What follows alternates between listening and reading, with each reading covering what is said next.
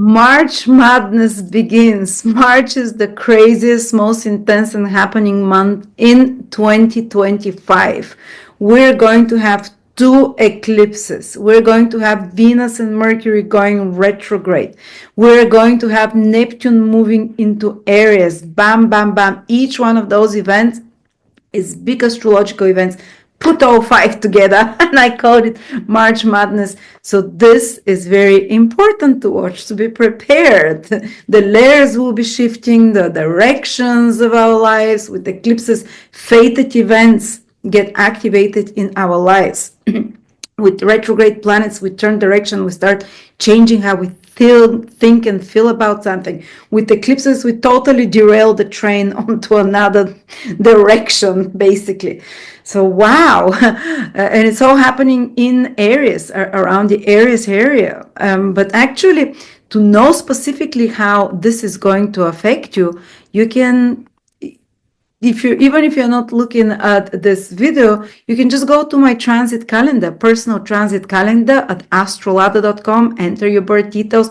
No one else in the world will have the same transits like you have. These videos that I do for each of the 12 signs, they're just for your ascendant sign or sun sign or moon sign. But this calculator calculates every position of the planet in your horoscope. Is it Saturn? Is it Mercury? Is it Venus? And it gives you the transits that you're going to have day by day. It's only free for 7 days, but each 7 days it gets updated. So you always see 7 days ahead, but you can open for a longer period. And if you want to see those eclipses, one in Virgo, one in Aries, will directly affect you, you can check. For example, this is my horoscope. The eclipse is directly affecting me. It's conjunct my Mercury. It will totally turn around anything connected with Mercury in my horoscope. And look how many extensive interpretations there are. Or what other transits will retrograde Venus directly? They affect you directly. You look at transits of Venus. Oh yes, retrograde Venus will be opposite my Jupiter. Retrograde Venus will be square trine my Uranus. You can see much more specifically than those videos how you will be affected. And of course, we end with Neptune in Aries. Crazy. The eclipse, I don't know what's going to happen with the world. Let me just be honest. There might be big revelation of markets with those retrogrades, Mercury and Venus next to Saturn, next to Neptune, eclipse on the same degree. Some big news with wars and peace, because it's all happening in Aries. The world either getting in arms or disarming. I don't know which way it goes exactly. Big eclipse, lunar eclipse in Virgo.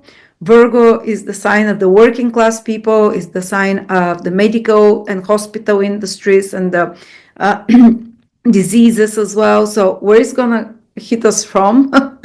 I don't know. This eclipse in Virgo is exactly opposite Saturn and opposite Neptune. So you have to be more careful with health, because this is the axis of illnesses, diseases as well, water, matters connected to water. But then all the action is also in Aries. So we have water, fire. Let's start. I'm not going to go for the whole world, but individually, because you're important, how you're going to deal with these energies in your life. And believe me, this is once in a year, very rare opportunity or lifetime to really reset in a big way a certain area of your life where all this action is happening, whatever areas is. Let's begin. And by the way, I have 5-hour video for Neptune in Aries for each one individually, only for personal predictions. It's only $20. It covers all possible transits Neptune can have to personal planets over the next 13 years, sextiles, trines, oppositions on Neptune through each house, and they're all full of personal stories that I've watched people for the last 20 years, how they overcome Neptune transit, what happens in their life. I give you many stories from the highest to the lowest, remedies how to deal with that, and I also explain to you how to find all the transits. Very easy, you don't need to know any astrology. This is my love of work, my work of love, sorry. Neptune's affecting me already. For you, if you'd like to get it, I'm putting a link below the description. Aries, Sun, Moon, or Rising, March 2025. Aries, this is the most important month for you. March and April together. Almost everything important during this most important period for the whole year is happening around the sign and in the sign of Aries. So get ready for a reset, a reboot. Very, very big changes, and especially those areas that are the early degree. So the March born Aries, if we're talking your sun is in Aries, or if it's your moon or ascendant in Aries, this will be the first 10 degrees of Aries, or 12, 13. That will feel it the most from 0 to 12, 13. It doesn't mean that the rest of the areas from 12 till 30 degrees are not going to feel the waves from what's happening, because a sign is like a spider web, and even if you're at one end of the spider web and everything is happening at the other end of the spider web, it's still shaking that end of the spider web where you are on. So it is interconnected. So all areas, pay attention, whether it's your sun, moon, or rising, or even if you have just planets like Venus or Mercury there. First of all, the month begins with Venus turning retrograde on the very 1st of March on 9 degrees of Aries. So people that are around, 11, 12, 11, 12, 10, 9, 8, 7 degrees, they would feel this Venus turning retrograde very strongly, turn around in their life of the direction, something surprising comes, something out of the blue. That makes you reconsider your actions. And Mercury in the middle of the month also turns retrograde, again at 9 degrees Aries. So again, it will be retrograde in the first 10 degrees of Aries. That's why I'm really emphasizing the early areas to listen. And there is an eclipse at the same degree, 9 degree of Aries, 9, 10. This is whoever is around those degrees, it means they're born at the end of March, the beginning of April, or their moon or ascendant is around those first 10, 11 degrees. Wow, something huge and big, but for the other areas as well. What does it mean to have Venus and Mercury be retrograde? Pretty much Venus the whole month of March and into April, big part. March, the second part from the 15th till the end of March, Mercury. So first of all, those two planets, and especially when both go retrograde in your sign, it's like imagine you're going down your everyday life and you're used to, how things happen, you have your plans, your life always unfolds in a certain way that you're familiar with. And one after another, within 2 weeks, 2 planets go retrograde in your sign. It can feel like your life gets turned upside down for a little bit. Like the direction you've been going, like it's like wrenches being thrown at you, surprises that come left and right, unexpected. Because a planet looking as if it's starting to move backwards, it's things, I'm not saying that things will start going backwards, but yes, there can be some delays with something as well. That's one of the ways that things can slow down, and you can be returned to some things that you haven't done in the past. It's okay. That's not a bad thing to do something, to go back to something you used to do and to work on it, to make it better, to improve it, for example, especially if it's connected to business, which is Mercury, to work, to mental work, any business project, any communications or conversations that were not finished, things unsaid, will be said now, will be completed. Or sometimes you can bring up things from the past to talk about that, like you don't have peace about yet, and you need closure. So many times we get closure when a planet goes retrograde, to see the matters that we've been dealing with before, but to see them in a different light, in a different perspective. So that's one of the good things as well. But it does entail that something from the past can come back to you. And it can be very positive as well. Don't be afraid, because Venus and Mercury are both very social planets. They can bring back to you some friendships, someone, a relative, Mercury, or a schoolmate you haven't seen for a while, or workmate, or someone that you haven't been in touch. They can reconnect you. You can reconnect with them. Venus is a relationship. It rules your 7th house as well. Even some old past love unfinished, where there is no let's say closure as well can reappear, sometimes even to be restarted, but usually it's for you to see, oh my God, I have peace with this now. Where was my mind back then? Or it can be something much more mundane. Oh, it can be like friends coming back that you haven't seen, get together. And because they're very beautiful planets, both Mercury and Venus, they don't have to necessarily create stress and confusion and surprises. Well, yeah, there will be surprises with your graphic, with your schedule. Mercury rules your sixth house of work anyway, with your plans for the day, your third house, how you plan. Mercury rules those both, being retrograde in your first house. Expect the unexpected. You have, I'm going to do A, B, C, D. Might not be exactly like you want, but it doesn't mean it will be bad. Because what is a retrograde planet doing? It wants you to see things from a different perspective, because it moves very differently than what is normal for the planet. So it makes like a loop going back like that. And the universe just gives us a chance, and especially you Aries, to see something with new eyes or with different eyes. And they say we can't fix a problem with the same level of consciousness that we created it. Well, your consciousness is not going to be moving like it's always been moving now. It's going to go like that. It's going to do loops and look from different vantage points. And so, yes, it can disrupt your reality. Yes, there can be surprises. But it wants to show you that things can be done differently than you have been doing them till now. That things can be done in a better way, because the ultimate goal of Mercury is a planet that rules mutable signs, which are always about improvement, is that there are cleverer ways, there are smarter ways to do things. Also Venus, there's more harmonious and more fair ways to do things. Maybe Venus rules your second house as well, becoming retrograde in your sign Aries. It can mean maybe you'd see some spendings that you've been doing in your budget, like a bit like a self-audit almost about your finances or your values, where you've been wasting your time on putting energy, and you'll see it from a different perspective. Maybe you've been spending too much here, or maybe you've been not spending enough time on something that is more valuable and important for you. So you start feeling different about, Venus rules your money, how you spend, your value. Venus rules your seventh house, relationships, how you do them, business partnerships, which entails that some can be ended during this reevaluation, March and April.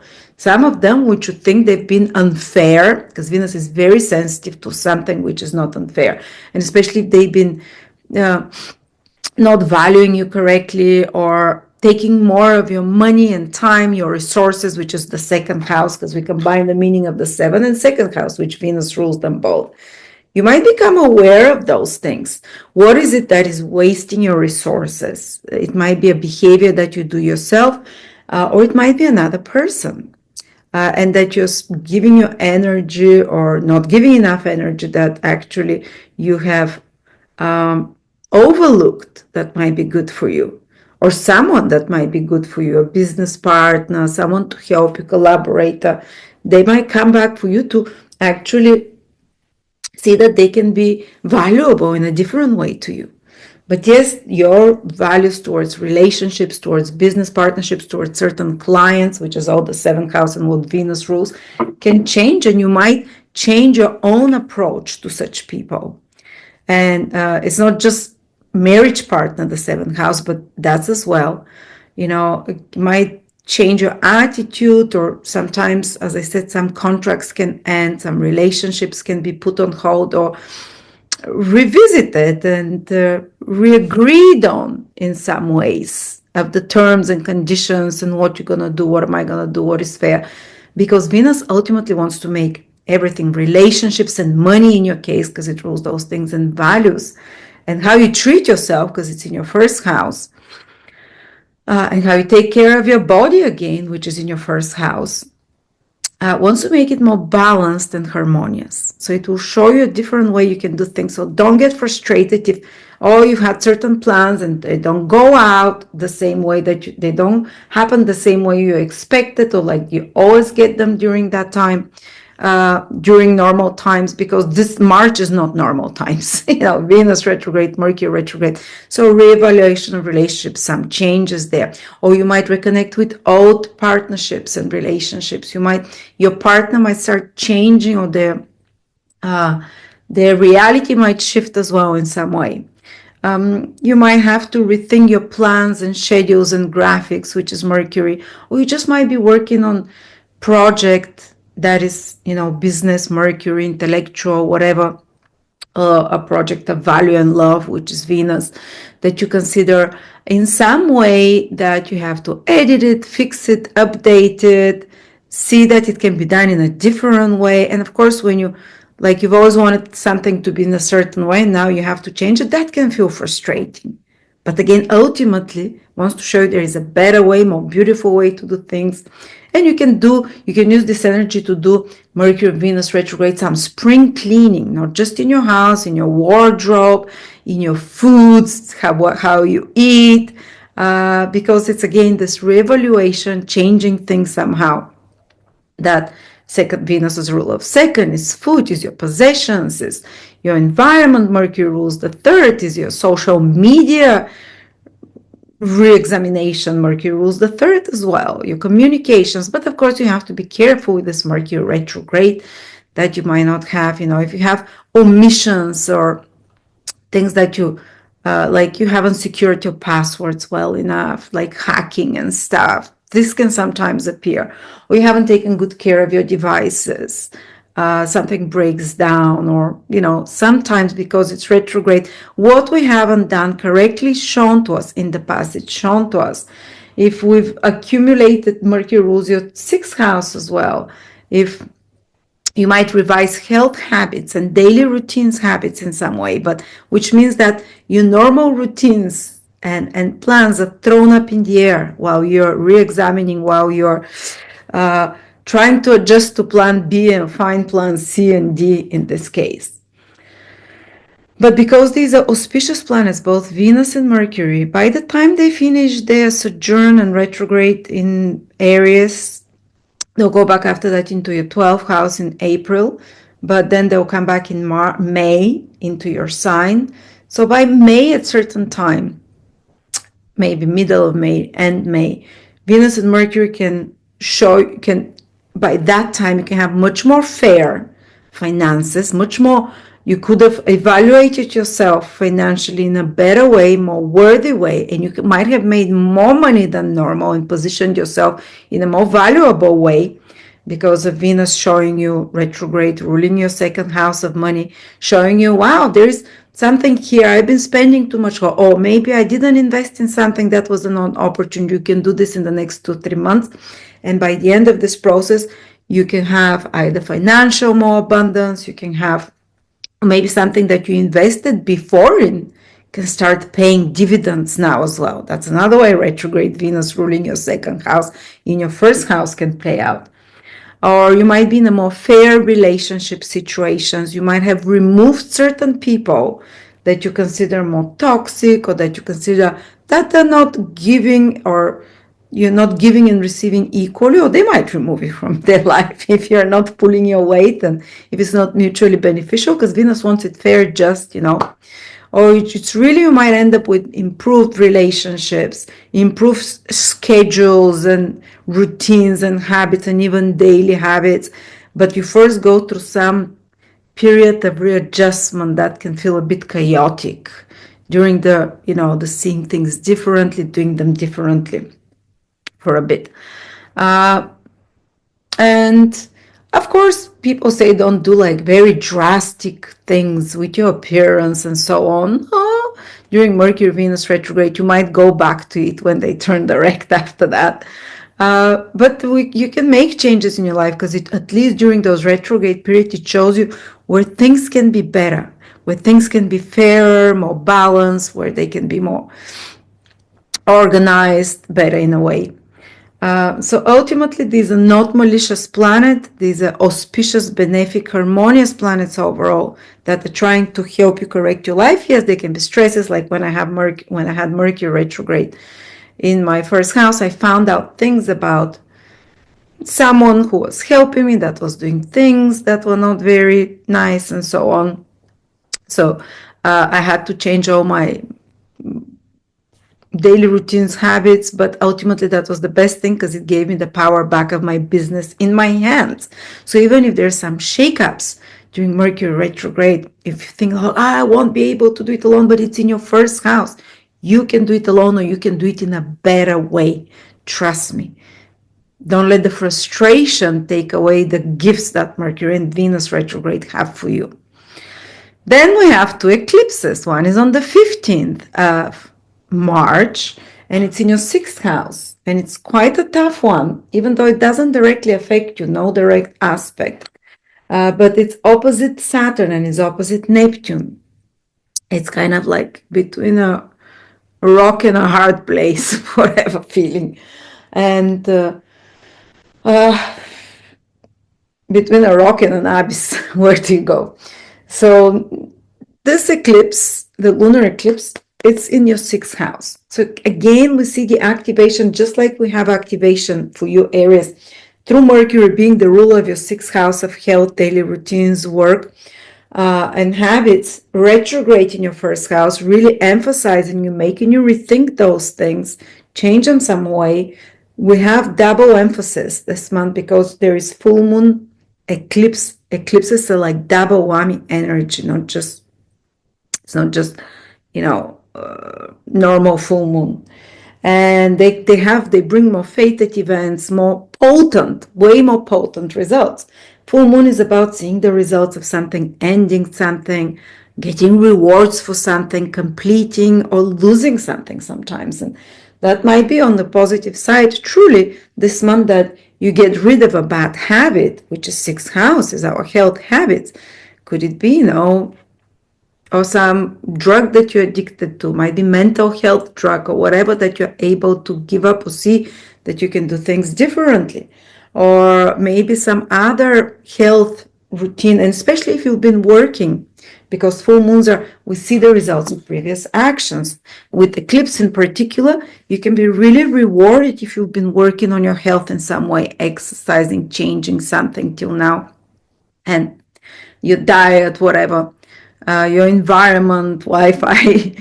And with this eclipse there, you might be gifted the gift of being freed from some health problem, being freed from some unbalanced circumstance in your life as well. Sixth house is not just health problems, it's situations of imbalance where there's been accusations against you that are not fair, or where you're pulling more of your weight, or where you are more in the subservient situation, or where you're in debt to someone. It might be karmic debt, so you have to take care of them or give more than you receive in some kind of service. We shouldn't think that as something bad, because we have karmic service, debt and service in, usually to someone in our life. And you might be, with this eclipse, freed from this indebtedness, and it might be actual. You might be freed from a debt. You might complete a debt over the next 3 months, because the eclipse lasts for 3 months. Lunar eclipse, its effects are for 3 months. You might get yourself free from some debt, or you might get yourself free from a debt towards someone else, or in an unequal position that you are. You might become aware of it, or be freed from that unfair or more oppressive position, let's say. You might be freed from a place that you're serving, from a job. Sometimes we think, oh, poor me. Believe me, this eclipse, it might feel a bit harsh because it's opposite Saturn and Neptune, but it wants to free you maybe from a service that, or job or employment that has that you've paid your dues there for. And it's completed for you. So for some of you, it can be, some big change with your work, with your daily routines, with your schedules as well.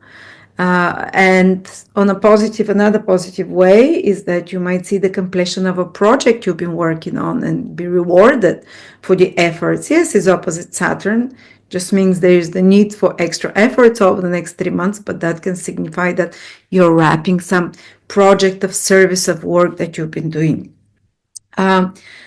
Sixth house as well coming back to the health. Sometimes eclipse in the sixth house can indicate a health crisis, but this health crisis is a result, because it's full moon eclipse, of previous actions. So you just need to analyze. Saturn is opposite, analyze, and it's a Virgo after all. How do you live your lifestyle? Are you in a toxic environment? Is your back hurting? Maybe, or is your gut hurting? Maybe you're not eating healthy. Maybe. So there is a chance again, this eclipse is giving you to correct health habits. Anything that can be influencing, if there is, and to become aware. Full moons are to reveal something to you, to become aware of where a problem might be coming from, and to correct it. Opposition Saturn. So yeah, we talked about you might end some debt or some service to someone, or there might be the completion of a project or seeing results of it. Or if you have employees, there can be some changes there, or some big shifts with your career or work, the environment, how you do your job, or with the employees that you have that you need to be aware of as well, because it's like a double whammy influence. Sixth house and Mercury, the ruler, are emphasized this month. And then there is another eclipse at the very end of the month, 29th of March. Guess where? In Aries. Congratulations. Again, at the same degree, around 9 degrees in Aries. So everyone that is 7, 8, 9, 10, 11, 12 degrees planets in Aries, like I have my Mercury there. My sun is far away, but still. That's the last eclipse in Aries for the next 9 years. But it's a full new moon eclipse. The sun is there, the moon will be there, and the north node. Well, it's in Pisces already, but it creates the eclipse. It's partial eclipse, but it is about new beginnings.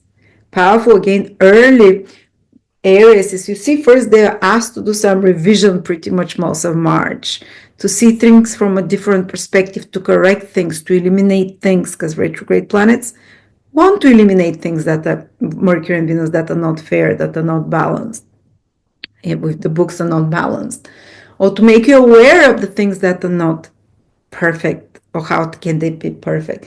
And then you get as a gift eclipse, full new moon eclipse, new beginnings with the north node. Something new comes out of that. This eclipse is active for 6 months. So don't think that on the 29th of March, that's it, full new beginning. Maybe for some of you, it can. But you have 6 months after that, where you unfold those new beginnings. To realign your life with, of course, the eclipse is caused by the north node, with the true north in your life, with the true purpose and things that you have to do here. So eclipse in your sign, what can it mean? If it's in your sun sign, and very close to the degree of your sun, big changes in the life of a father figure, big change in the life of a husband, big changes in your career, some new beginnings, some new direction. Sometimes it can happen through crisis. It's an eclipse, like change in your goals or business or career, whatever. And sometimes you have to be careful about health. All this month Aries, I cannot, it's too many shifts, too many changes. When there are shifts and changes, even though if they're for the best, even though they'll be for the best, the body feels it, earthquake is happening. And the immune system, because something new, different is coming, some change is happening. I remember when I heard my mom had given birth, it was such a shock for me, that it's, even though it was such a great thing, I knew I expected the baby, but the shock of something new, I got sick straight away, because even from very good news or big changes in your life, the immune system weakens. So I'm not telling you that you'll be sick because bad things are going to happen in your life. More like because there's shifts, big shifts, immunity weakens. So yeah, just be a bit more cautious. That's all. There's a lot of support for you still, because Venus will protect your health even though it's retrograde. And this eclipse can realign you if it's on your moon in Aries, for example, in your personal life, home, family, children, something important, mother, parents, place of living, property, real estate, or personal relationship. That can be a huge shift, new beginnings there, changes. Or if it's your rising at around those degrees of the eclipse, 7, 8, 9, It's, and even if you're, you know, even if you're still Aries later degrees, this reset of new beginnings, if it's the ascendant, it can be with relationships, in personal life, in how you look, in your health, in your appearance, in the direction of your life. Many ways it can play out for the ascendant. Right, so it's busy, and you like it. I mean, all light on new Aries. And at the same day, there is an eclipse in Aries. At the end of March, Neptune is moving into Aries. It's never happened in your life. And it will stay there 14 years, 6 months this year. It will leave in October. Only the very early Aries, 2-3 degrees, will feel it right now. But a new era is starting for Aries. It's indicated by an eclipse happening and Neptune entering Aries 14 years, and it will never repeat again. Neptune will be in your sign, and you'll be called to transcend. That's the high vibration of Neptune, to transcend the previous limiting conditions of your life, because Neptune is the high octave of faith. So what you never believed was possible, now over the next 14 years, you can make it possible and transcend there. And that's the highest manifestation of Neptune, but it can play by pulling out the rug of you from all securities. I'm not saying it's going to happen in March or April, but over the next 14 years, depends what degree of sun, moon, or ascendant is, depends what house it is in. If you have other planets in Aries or in the cardinal signs like Cancer, Capricorn, or Libra, you'd feel this Neptune. But the ultimate goal is to transcend the limitations from the current state of consciousness. Neptune is the planet that changes the level of consciousness. And it can do it sometimes in not very nice ways, and sometimes it can do it in very organic, natural ways that just by miracle, you switch vibration, you align, and you see things that are possible that you never believed possible. And Aries is action. You'd create your dreams through action. But there is some pitfalls, and I've done a 5-year video. If you're Aries, I think you need to get that. I mean, if you want to be prepared for the next 14 years, because Neptune is the most, let's say, you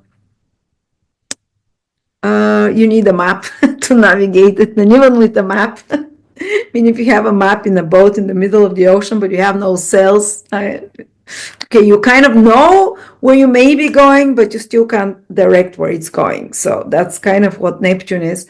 But maybe the map will give you peace of mind. So this is 5-hour video. Any possible Neptune transit over the sun, over the moon, square Venus, over your 5th house cusp. And I explained to you, you don't need to know any astrology. I explained to you step by step what it means, how to exactly find where Neptune transits in your horoscope, which house and what aspects it makes, which year, and I explain with real life stories and example how it's played for other people I've been observing for years and decades. And so you're prepared for that. So you can pass through it with grace. Neptune will really polish off the rough edges of Aries. We do have a few edges. Now Aries will become a lamp over the next 14 years, because Neptune is also about humility. And yes, Aries is, but if you have this humbleness to know your right place in life, neither too high above, not too low, Neptune makes miracles. It's the planet of miracles. So I wish you miracles to happen for you, Aries.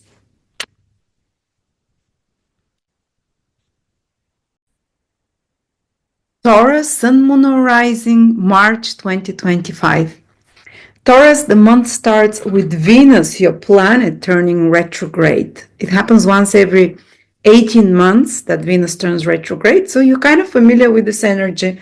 Venus has turned retrograde in your 12th house again in 2016, around the spring again. Think back to it, but it's never the same, because other planets are in different places, so don't think that the same things will repeat.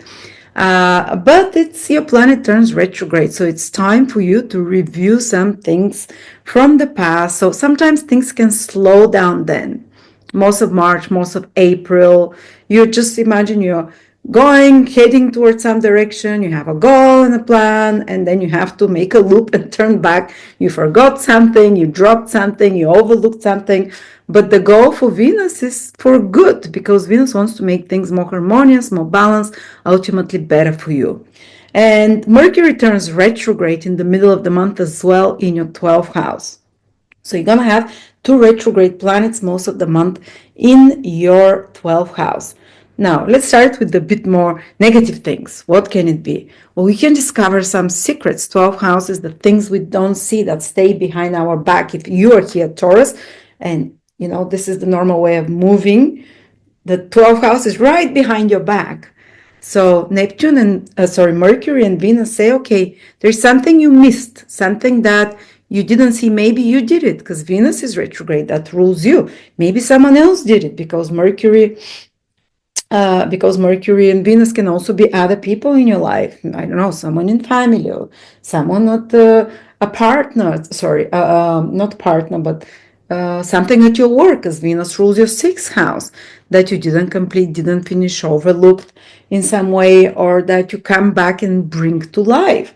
Mercury also rules your 5th house, romantically, or creative project, or something with your children that you need to dig back and figure out what it is. So you'll be shown what it is, so you can correct it in some way. But because they're in the 12th house, it means that some secrets will come out. Sometimes you can see it, look at it, experiences as secrets, like someone's been doing something behind your back and you discover about it, or you discover some information that's very important for you, but it's good because it will rebalance the situation. Both Mercury and Venus retrograde like to rebalance things to be more fair. Or sometimes it might be, like I said, secret information, or sometimes it can be that something you are not aware of that catches up with you. And you're like, oh, thanks God, I was missing this piece of information or this, and I'm glad I'm seeing it now, so I can do things a bit differently. Because retrograde planet wants you to do things a bit differently. And of course, they're opposing your 6th house of everyday routines, plans, graphics. So they can be a bit thrown up in the air, your schedules, your appointments at work, or because of other unforeseen circumstances that you have to attend to and that you have to focus on them.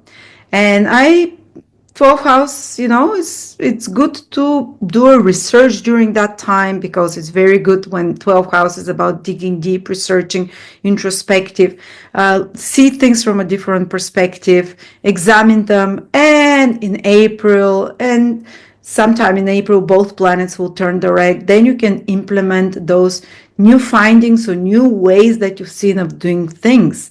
While you're still kind of, when they're retrograde, you're still thinking on them. Okay, so there is a different way I can do this. Maybe this way, maybe making plan B, C, D. So you can feel a bit chaotic during that time. But remember, they'll turn direct in April. Things will, and it means you'd have improved something in your life and you'll start moving in a more balanced, harmonious way.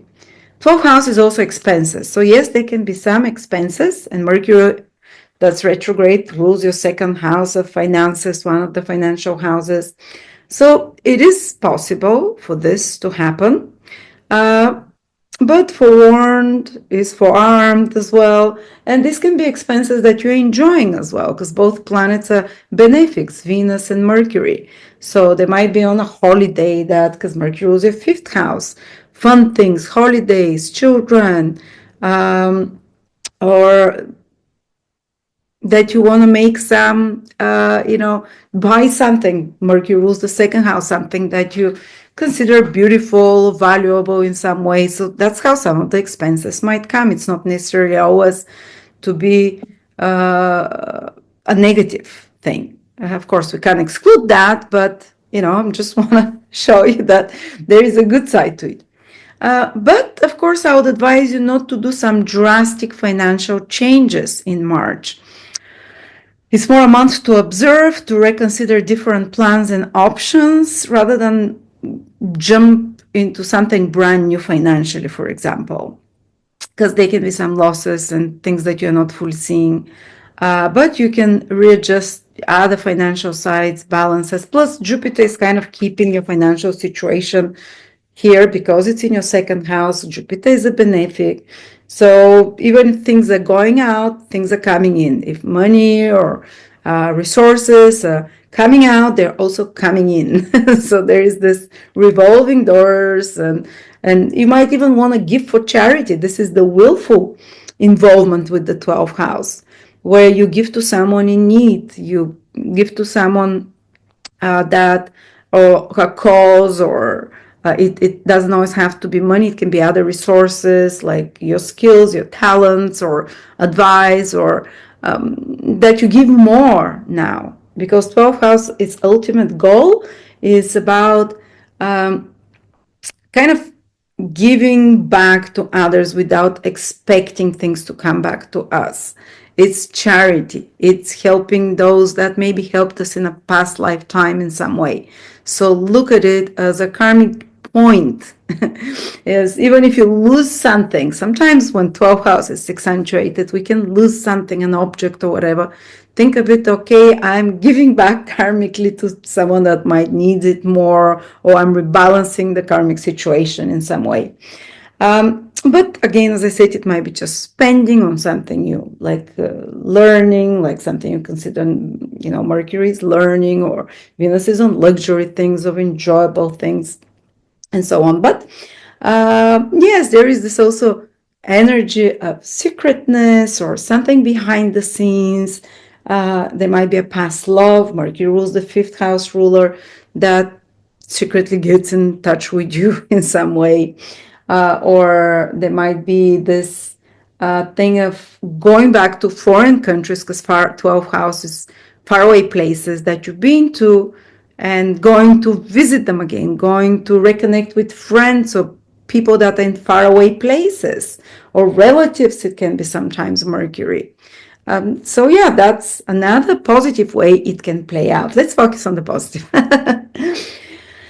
But just be careful that you need a bit more time to rest with this 12th house energy, or more private time. 12th house is to be alone, so very good remedy for Mercury and Venus retrograde in the 12th house. It might be to do something, because Mercury also rules the fifth house of creativity, something that requires time alone. It might be painting, it might be art, it might be writing, but that uses your own intelligence, your own creative ideas in private. So you need time to go back and to redo some creative project or something, or to work behind the scenes on something. So don't get frustrated if things don't move as fast.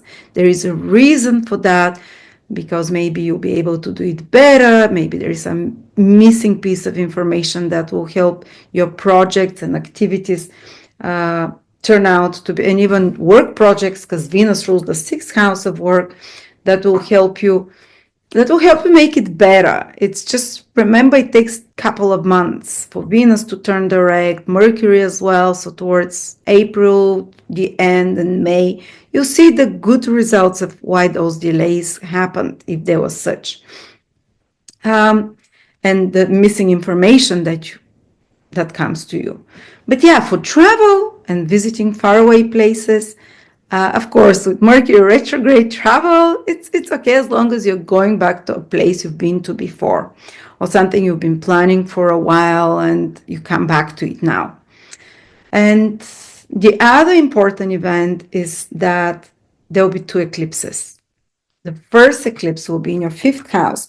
You see, we have a double whammy energy with this fifth house. Its ruler turns retrograde on the 14th, 15th, and there is an eclipse in your fifth house on the same day, on the 14th, 15th. So give or take for an eclipse, lunar eclipse, a month before and 2-3 months after its influence, there is this theme for you, Tauruses, about this fifth house that is emphasized. And it might be something about, again, becoming about romantic relationship and certain facts from the past that you didn't know become clear to you now. Or it can mean that a romantic partner from the past comes back for some of you, Or for others, it can mean this emphasis on creativity, creative project that you have to complete and you have to redo behind the scenes in some way, or maybe seeing the completions, finishing up some creative or business project, because the fifth house is not just creative project, it's anything that is your own project using your own intelligence and God-given independent thinking. This is the house of independent, creative, original thinking. So maybe you're retouching something or coming back to some old previous hobbies or ways to have fun that you have abandoned before, putting light on them. But also, some big with your romantic life. And sometimes an eclipse can be some kind of crisis that you need to change something there or rethink a romantic relationships in some way. Does not necessarily mean it ends. It can mean just some readjustment is needed there. It's also the house of children. There can be some big emphasis on children with this eclipse. And I remember, I know I have a friend who's had an eclipse in the fifth house, and that's exactly on the day of the eclipse she got pregnant with IVF. She's been trying. It was really well planned, and it was a full moon eclipse as well. So, that's another way it can play out. Surprise, surprise. Or fifth house is your existing children. Sometimes there can be some crisis there because this eclipse is a bit hard. It's opposite Saturn, it's opposite Neptune. So it's not the easiest. But there might be like a child over the next 2-3 months is completing a phase of their life. So leaves the nest or goes to the next stage in their life, or something where you have to let go of a certain aspect of the relationship because it's an eclipse with the south node. Or that just something is happening in their life that takes your attention as well, and you change something there in the relationship as well. So either romantic partners, these are the loved people, the fifth house, romantic partners, children, your own creative projects, anything that you do with love and with passion.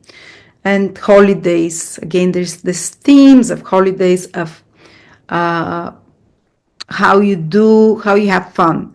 And this full moon eclipse can release you or free you from certain unhealthy ways of having fun, for example, because it's about endings a bit more, this eclipse, or completing a creative project, as I said. So that's another theme. The other eclipse is happening on the 29th of March, and it's happening in your 12th house. Again, this 12th house. So we have double whammy energies. 12th house, triple energy, retrograde Mars, retrograde Mercury, the retrograde Venus, and an eclipse in your 3rd house, which means that by then the Sun, Moon, and the North Node are causing this eclipse, even though it's in Pisces. In your 12th house, doesn't directly affect you with an aspect, but again, some secrets coming to the surface, a restart of this 12th house. What is a restart of the 12th house? It can be, and eclipses can quickly activate you to let go of something from the past, to be free of some self-sabotaging behavior. Addictions can be the 12th house secrets that you're freed from, or some, it can start because it's also about new beginnings, this eclipse. You can start some adventure over the next 6 months because solar eclipses are 6 months in longevity in faraway countries or places, or something connected to spiritualities or psychological work, or anything to do with the imagination, the world of the subconscious that gets activated, or just maybe very vivid dreams this March with such very activated 12th house, or you might be asked to rest more and to release and let go and be more introspective.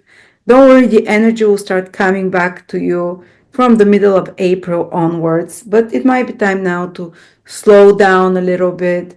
Don't rush to take very new actions and activities in March, because even the eclipse that is about new beginnings in Aries, it's in your 12th house of endings. So it's more like, and research and see the circumstances rather than go full in, adjust things, complete things from the past, end things from the past. Watch out, wait it out. This is a good advice to give for Tauruses. So yeah, and the last big event and of course you have a lot happening in Pisces. So you can be quite busy as well with social, because you're going to have first the sun there.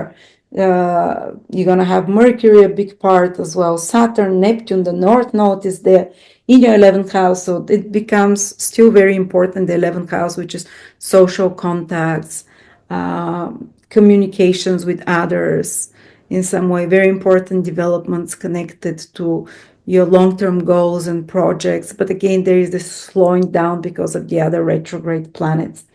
And the last event is that Neptune is moving to your 12th house for 6 months only, from the 29th of March, 30th this year, but ultimately from 2026 for 13 years. And Neptune in the 12th house is, some of you might not even feel it, but it's about transcending very gradually the level of consciousness you had before. And especially things that subconsciously were blocking you for years. And you'll be working on your subconscious self-sabotaging behaviors, which already the planets are starting to do in your 12th house, but 13 years, gradually, the Neptune is like the ocean that gradually washes away at the stone.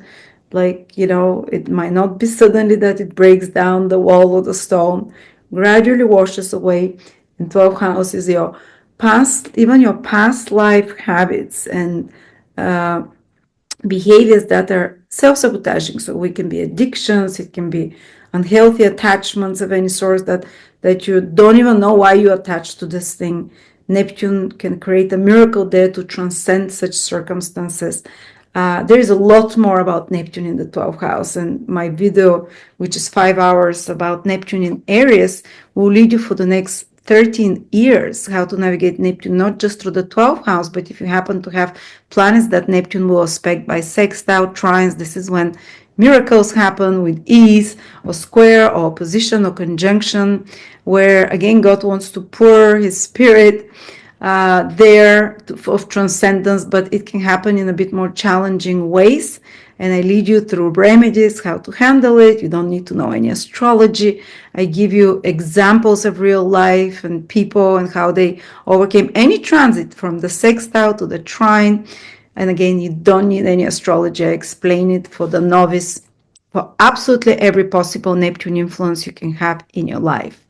So Taurus, you see, sleep more, rest more this month in March. Take it easy. If you feel a bit weakened, if you feel like you're letting go of things or ruminating on the past, this is just natural, accepted. And you'll see in April things will start moving forward and becoming more and more clearer in some way. So enjoy this 12th house journey and odyssey in the oceans of your subconscious, of your dream life, more rest, connecting with higher power if you can. Thank you. Gemini Sun, Moon, or Rising, March 2025. The month starts with Venus going retrograde in your 11th house, Gemini, but it will be helping you with the sextile from there. And Mercury going retrograde in the middle of March from the 14th, 15th in your 11th house, again at the same position, but again it will be helping you with the sextile. So these retrogrades of Venus and Mercury, unless you have of course planets in Aries or Libra, Cancer, or Capricorn, will be, because then they'll be making more challenging aspects, Mercury and Venus retrograde. But otherwise, if you don't have planets in those cardinal signs, any other planets, it will be very harmonious and quite easygoing for most Geminis, or Geminis that don't have cardinal signs planets. But what does it mean, Venus and Mercury retrograde the whole month, or pretty much most of the month, in your 11th house? Well, you will rethink some social contacts. 11th house is a social house, our network, people that we follow online, people that follow us online, people that are friends in our everyday life, our colleagues, our extended circle, our business circle as well, our clients. So you see, it's a lot of things. It's a lot of people. Well, on the positive, Mercury, Venus, retrograde there, you can reconnect with friends you haven't seen or with clients. You might take some strategy, business plan to reconnect or to tap and to reach out to people that used to be your clients, or to rethink your business strategy, because the 11th house is a very business house. How to reach out, and 11th house is very much connected to marketing, to reaching larger groups of people. And if you're in any kind of such fields, you might be doing some marketing strategic reevaluation, how to how to reach different people or more people in some way, or reevaluating your already existing business strategy, marketing. And there can be some adjustments to your business. But otherwise, you can also rethink. Maybe you might be like, I don't want to follow this person anymore. They put negative thoughts in my head. Or those friends, they're posting all about politics. They're really doing my head in. I don't want to see that. So some cleansing of social media, or how you present yourself to society is also the 11th house. If you're a public figure in any way, it's you rethink your strategy, how to connect to others, how to present yourself, what information to spread and not spread. So that can be this. And yeah, if Mercury and Venus in your personal horoscope are making hard aspects, it can feel stressful. Say, imagine some crisis with a friend or colleagues or clients or whatever. But otherwise, they really want to make your social environment more harmonious, more fair, more. Venus just wants it to be more peaceful, more beautiful, more good for your soul. So the ultimate goal is very good. And yes, if there's some delay to business projects or long-term projects, because the 11th house is goals, long-term projects, gains, financial gains as well, salaries, bonuses. There might be some delay there because of those two planets retrograde there. But it's again, maybe you're not seeing that this long-term project can be done in a better way, or there is something you're missing, or maybe it's being delayed because you'll be able to integrate some new technologies or some kind of new knowledge into it, or way of doing it that you're not seeing right now. And this slowing down, it's, so it's not completed. It's making you aware of other alternative ways to do some long-term goal or dream of yours. Your long-term goal might be, or dream might be, to be a ballerina. It might be to have a business. It might be to have a promotion at work. This 11th house is all our social and economic goals in life. So all the nice things we want, recognition from others, promotion, increase of salary, business gains, social, let's say, influence in some way. So you might rethink all of those things, find an alternative way to do them in a better, harmonious way, adjust something, reduce something. Yes, it can be frustrating that you have to readjust or do something, but believe me, you'll see that there is a better way to do it. Or you might be working on this project, so retrograde, it's like you've missed something, come back to this long-term goal, a dream to yours, make it a bit better, make it a bit more perfect, more harmonious. Okay, but usually, if you're not in any kind of such fields, maybe people from the past reconnect with you, you rethink certain social contacts and so on. And then they'll go retrograde in your 10th house, then towards the end of March and April, there can be a rethinking of career direction, career projects as well. So that will get more interesting, more intense, let's say, when they go back to Pisces. Then the other big event is that we have the first eclipse on the 14th of March, which is the same day Mercury goes retrograde, in your 4th house, Gemini. And especially the later degrees, Gemini, say from 20 to 26 degrees, Sun, Moon, or Ascendant, the eclipse will directly square them, so they can feel a bit more ruffled from it. But its eclipse is a portal that wants to realign you to the right path, let's say. And it can do it in a surprising, fast, shocking way sometimes. And it's connected to home, place of living, property, real estate.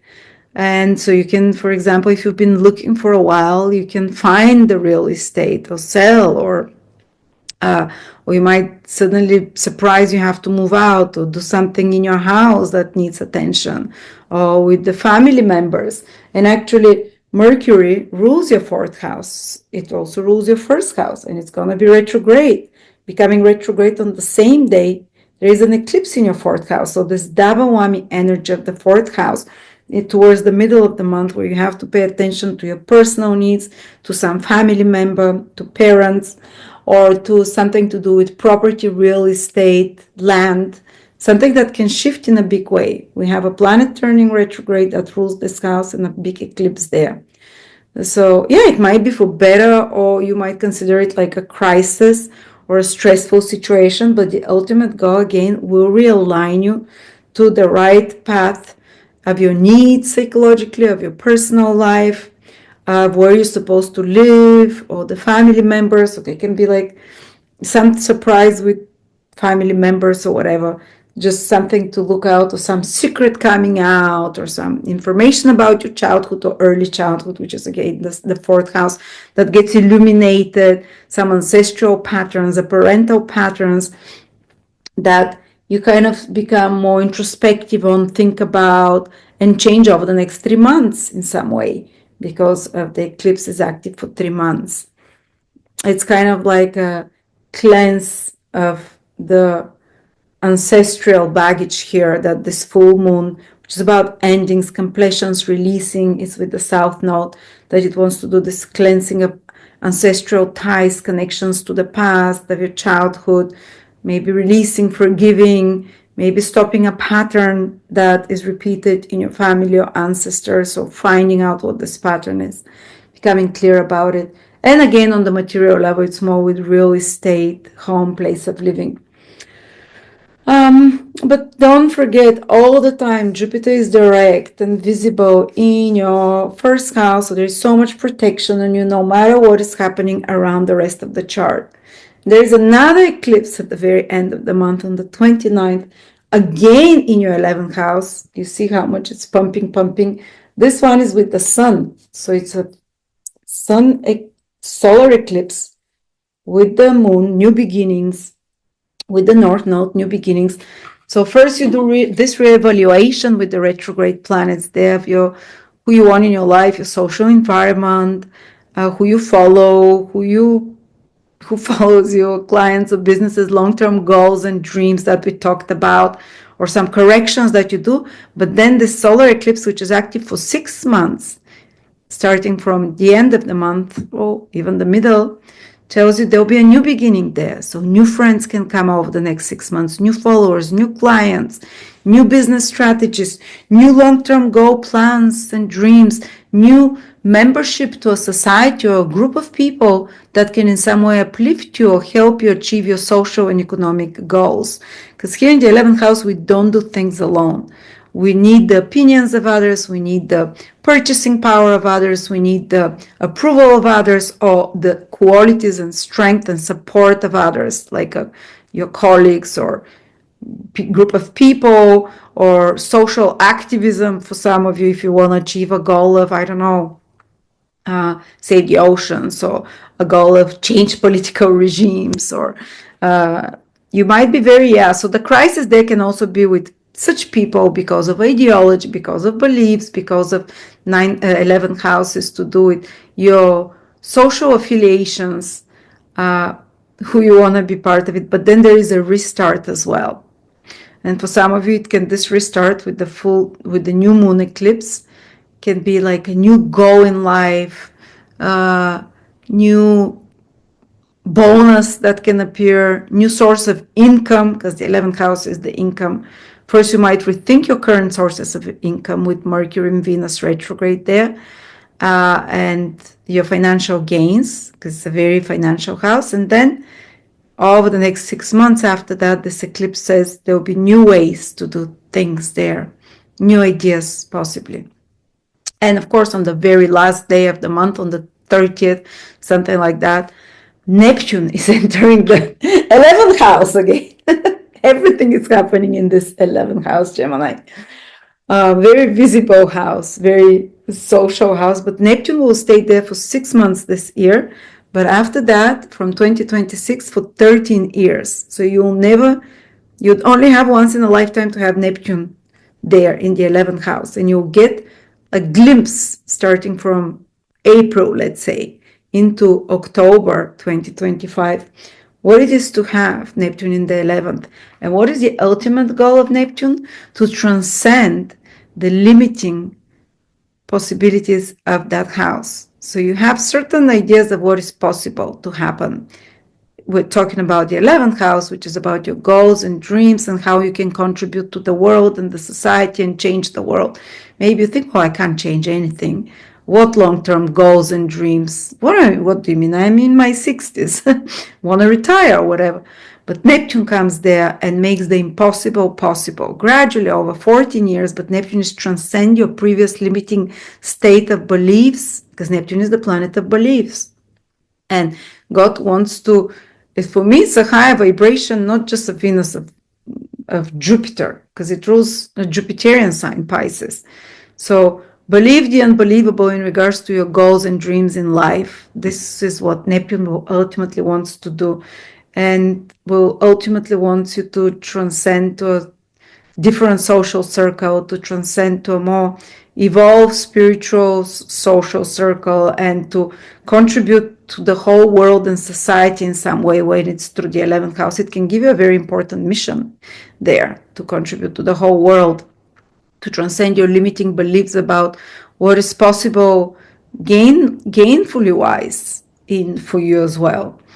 And Neptune in the 11th can fulfill dreams like a miracle. I'm born with Neptune in the 11th with only trines, thankfully, but it's been a life of miracles for me. All my goals, actually, I'd never had even such high goals. They were not transformed, I transcended all my goals and they happened. So it can be very helpful for you, but I speak way more in depth about Neptune in the 11th house and Neptune making transits from there, or Neptune making a sextile to your sun, moon, or ascendant in Gemini, or to any planet, squares, oppositions, anything that Neptune can do in my 5-hour webinar, which is only $20 discount for early bird purchases. Check it out. You can use it for the next 13 years.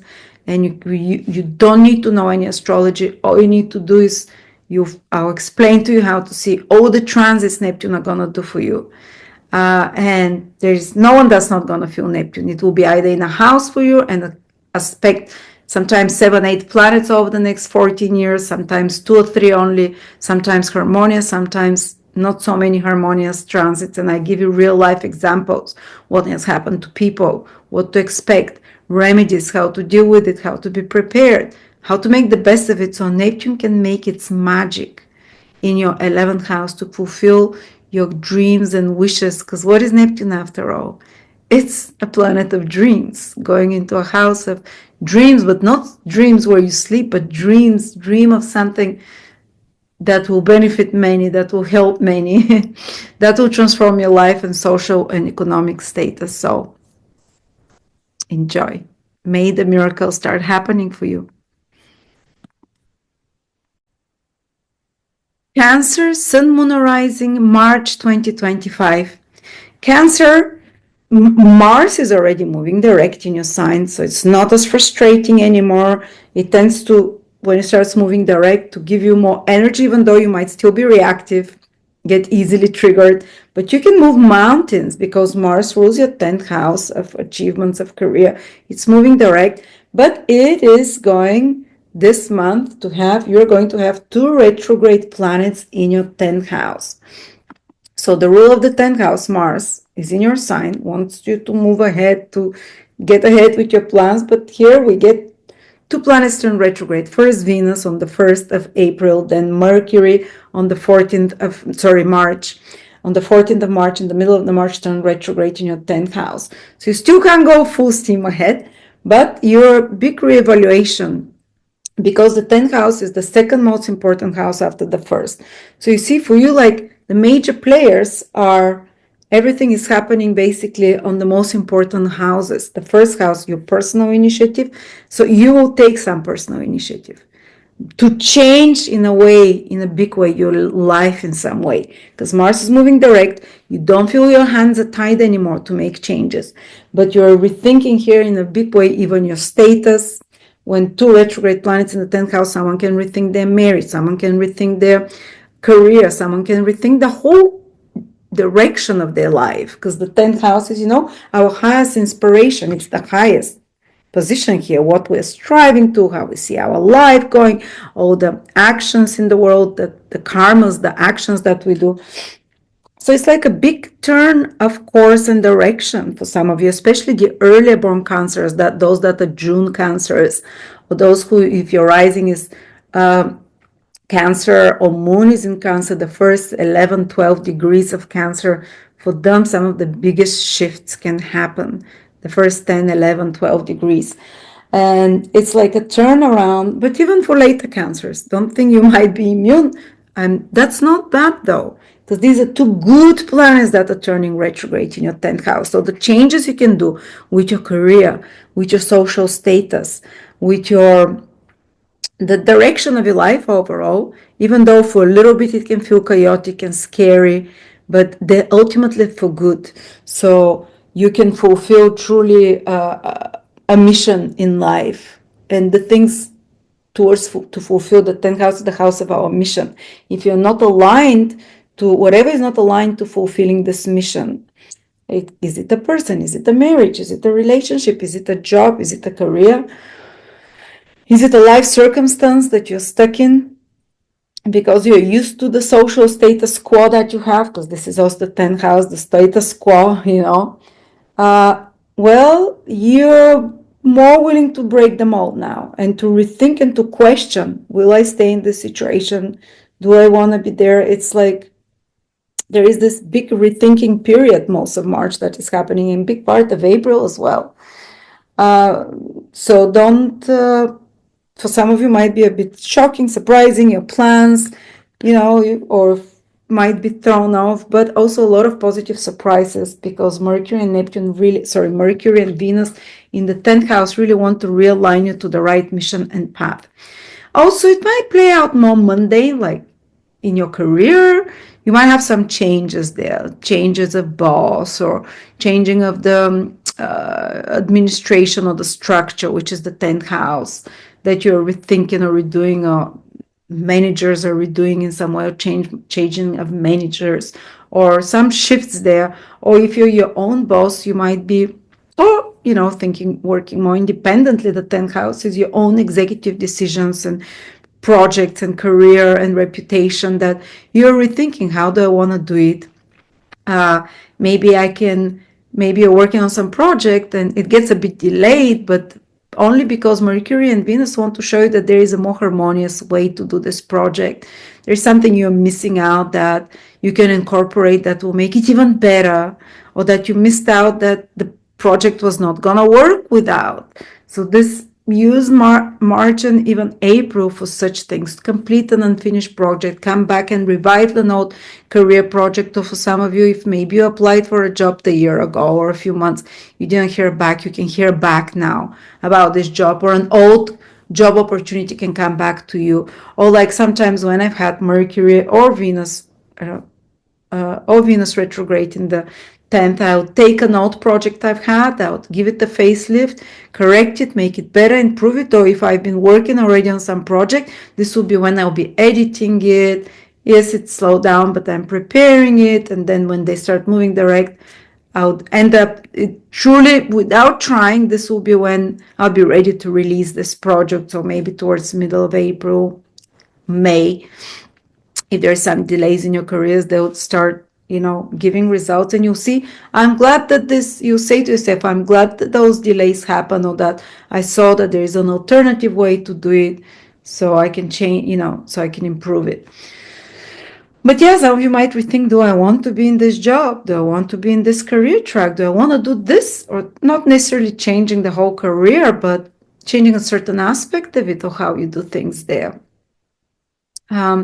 At 10th house is institutions. You might get in, institutions might get in touch with you, a document that's missing or something, or to resolve some issue.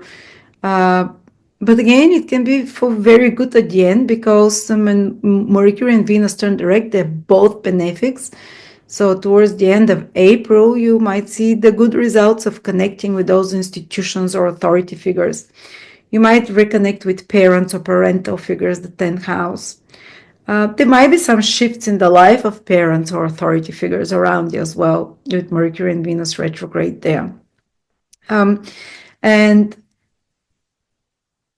yeah, so there is this big shift, maybe the social status, some important decisions you're taking, even in your personal life, because Venus rules your 4th house, a place of living, family that you're rethinking. Doesn't necessarily mean throw your life in the air, change everything, certain aspects of it sometimes only. And Mars in your 1st house means you're doing those initiatives. You have a lot of say in those changes that you want to happen. But don't start arguments or stuff, or some wars with authority figures there, because, you know, they can get prolonged with 2 retrograde planets. Just if you want to stay out of hot waters. And then we have an eclipse on the 14th, the same day Mercury turns retrograde in your 10th house of career, but it rules your 3rd house of communication, siblings, relatives. And there is an eclipse in the 3rd house, lunar eclipse, the first eclipse in Virgo, is it? I think so. Maybe. And eclipse is much bigger than just the full moon. It's like a triple full moon on steroids, as they call it. This full moon is a bit tough. It's opposite Saturn. It's opposite Neptune. So there can be some calling attention to you about people in your environment. Who do you connect with? Who you communicate with? Friends, relatives, neighbors, siblings, sisters. There might be some conflict sometimes, or a crisis that happens with an eclipse there. And at the same time, the planet that rules the eclipse goes retrograde, to maybe coming back to solve some unsolved problems with relatives, with siblings, with teammates, schoolmates, friends from the past, to address this. So this is this double whammy energy of the 3rd house and the ruler Mercury going retrograde. Or it might be that it's requiring your attention, or it might be that some work project related to communication, to writing, which is the 3rd house, and the 10th house combined, work project or career project, or something that will change your status, some papers or documents that will change your status in life, are important to do now. They require your focus, or some important piece of information, full moon, to illuminate, that will change the direction of your social status or career, goals in life, ambitions, or will help with some project, maybe a missing piece of information or a skill that gets activated with the 3rd house, that makes you rethink the direction of some career project or something like that. Or another thing, 3rd house eclipse can be, yes, I mean, you can remove certain people from your life because it's an eclipse of endings with the South Node, or you can end, if there was some animosity existing for a while, you can release this animosity, because it's full moon, it's reached its peak, it can't go anymore. Release animosity or any complicated situation related to siblings, to relatives, to your immediate environment, even to colleagues. But these things call your attention. They can be something connected to trip, that's also connected somehow to the development of your social status, the development of your life overall. It makes a big impact on the direction of your life and the mission of your life, connected to a short trip or some acquaintance or some connection, or receiving a piece of information of some sort. Or if you've been working on some project, that it might be career project, meaning about internet, about marketing, advertisement, commercial business activities, meetings, papers, any administrative work and business work, is the 3rd house, of communication and media work, that can be really strongly activated here for you. That again is somehow related also to the direction of life and career and so on. Oh, my husband is Cancer. I didn't think about that. But yeah, some reorganization here of priorities and responsibilities. And there might be some stress because certain responsibilities that you have, or like how you're used to have this is what I do, this is what I do every day. Well, it might be a bit thrown out, your routines, your habits up into the air, and those structures that are reliable, which is also the 10th house that you're used to, that are reliable, stability of structures might be questioned or tweaked in some way, maybe asked to do it in March in some way, or some news again connected either to family or father or other developments there can also play out in March for you. But big month for Cancers. And then there is another eclipse on the 29th, which happens in your 10th house, which is another 15 days later, 29th of March, again in the 10th house. Your whole social status, the direction in life, again, it's at 10 degrees, 9 degrees in Aries. So early Cancers feel it stronger. So you have something at your sun, moon, or ascendant, 7, 8, 9, 10, 11 degrees of Cancer. You can feel it more. Again, can really change the direction of your life. But you see, first, there is this reevaluation, or maybe completing a project connected to career or phase of your career, reevaluation of the direction, social status, sometimes even marital status with the 10th house, which is because it's a status thing. And it can be reevaluation and then change of direction, and there is a new beginning after that, because solar eclipse is about new beginnings. Sun and moon, father, mother joined together with the north node. It's causing the eclipse. Over the next 6 months, they can be, due to those decisions you've made, changes in your mind about the direction of life and where you're heading and your duties and responsibilities and what rules and regulations and structures you want your life, or which ones you don't like and you don't want, and what responsibilities you don't want, which Saturn, which Mercury, Venus retrograde can really make you chip away some duties, responsibilities that you don't want, or correct them, make them more harmonious, that they serve a higher purpose, better, more fairer, with your worldly responsibilities and duties and career. And then powerful new beginning, a new mission can be given to your life. This is the house of mission, strong eclipse, solar eclipse, new beginnings. All because this solar eclipse acts for 6 months after that. New beginnings in the direction of your life, into your mission, into your social status, for like a new career opportunity. Maybe if you get made redundant, say, with the retrograde planets there, and you're like, oh no. But Venus and Mercury say, be patient. There is a reason. We just want to give you more harmonious, truthful, career aligned, or some project gets terminated or gets delayed or whatever. And then the eclipse comes. And towards the end of the month, the planets are still retrograde, but it says, don't worry, there'll be a new plan revealed for you, a new direction that is more aligned. And not only that, but at the same day, there is an eclipse. Neptune is moving into your 10th house. Everything is telling you, 10th house, mission in life, direction. Neptune will stay there for 14 years. All those other planets, eclipses, that's the last eclipse in Aries. You're not going to feel it, but maybe that's the last push that will push you in a new direction.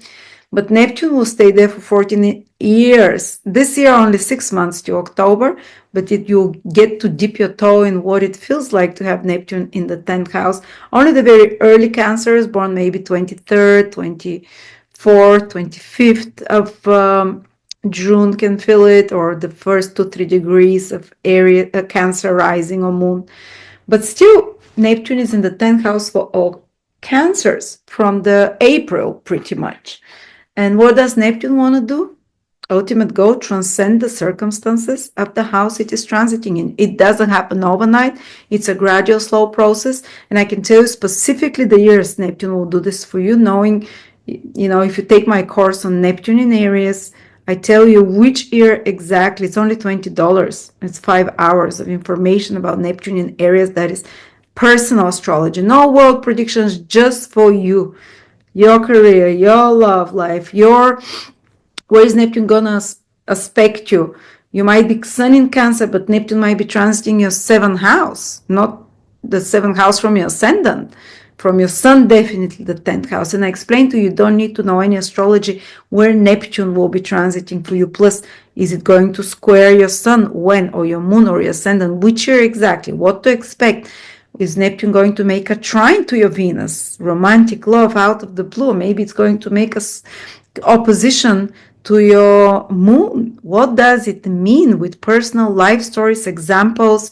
This is my best record-breaking course, record-breaking selling course. I really want to make it very cheap for you because I aim here for numbers, thousands of people, rather than make it expensive for 5 or 10 exclusive people. So this is where I think everything is going about knowledge. That knowledge will become very accessible for those who want to learn. But Neptune in the 10th house wants you to learn to transcend the limitations of what you thought possible for your whole life, because this is the 10th house. The biggest you can reach in life is the 10th house, the biggest potential you can have. Neptune wants you to transcend what you believe till now is possible that you can reach, and to achieve a dream, a goal of yours. You know, 10th house is really the mission you have and the full potential you can be in, the highest you can reach. So Neptune wants to transcend. How are you limiting with your beliefs this? And it will do it gradually. It might pull the rug away from you by taking away career, security, anything that you consider you've always can rely on, a stable job or whatever, but it does it. So it can uplift you to a higher level, which truly, where it's magical, way more possible, because Neptune is magic planet. Neptune is the planet that seeds the invisible into the visible, and we really, it's God's vision for your life rather than your own limited vision that you can now kind of encompass and grow into. So you need to trust this process, even if you feel you're confused, you don't know where you're going. And I will lead you through with remedies, with the exact state of mentality, what can happen, that there'll be a huge shift in your direction of life, your career direction, your mission, how you see yourself to the public.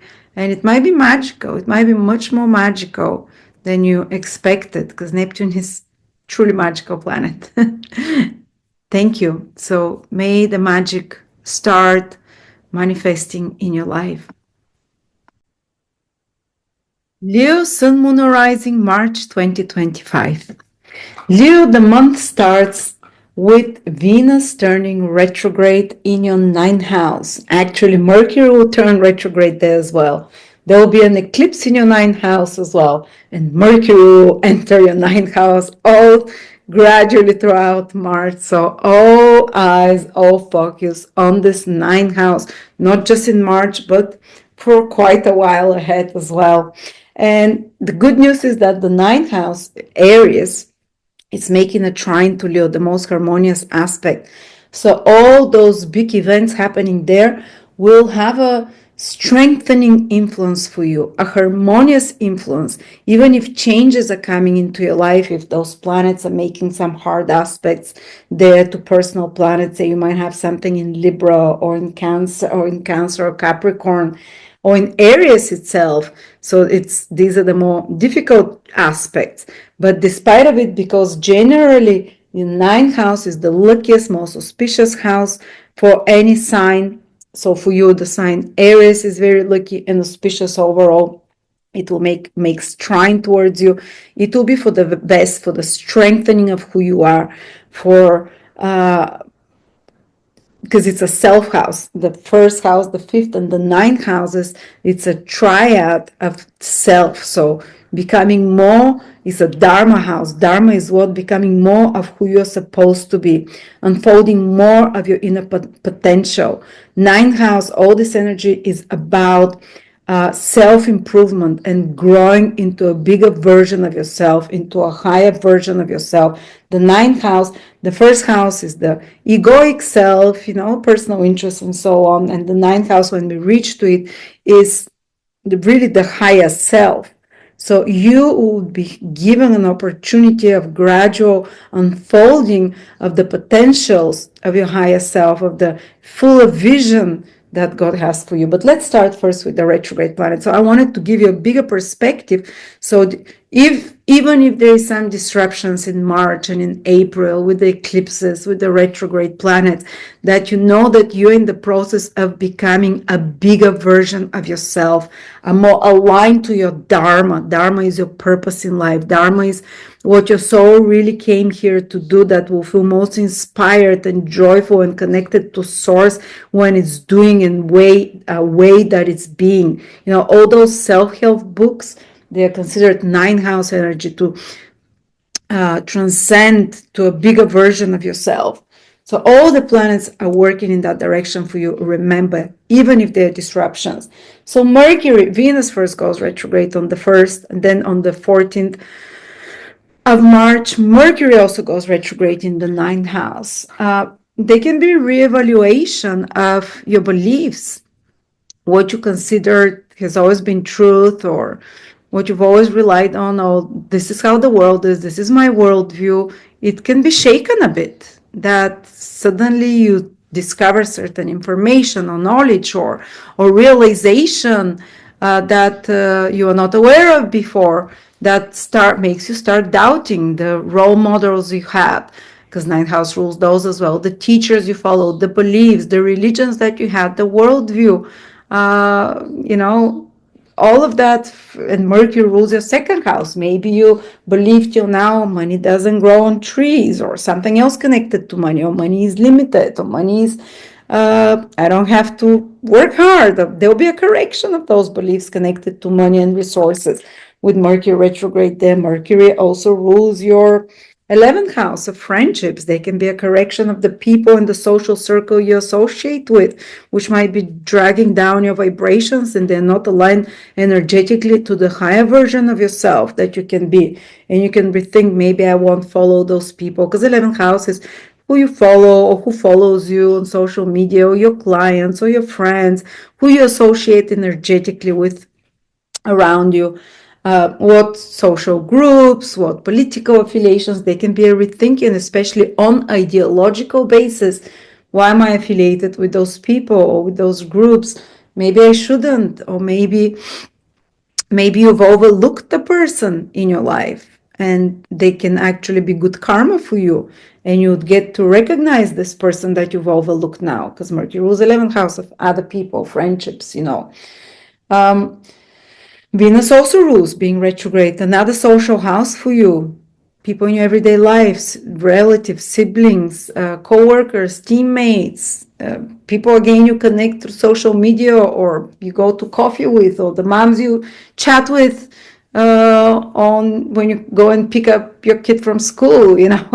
All of those other social people that you connect with, they can be a reevaluation and need to think, do I want to connect with those? Because Mercury and Venus will only feel painful if there are such people in your life who are blocking you from becoming a bigger version of yourself, or who are not balanced and harmonious. So they take more than they give, or they don't put the most balanced and fair attitude towards you, or treatment in some way.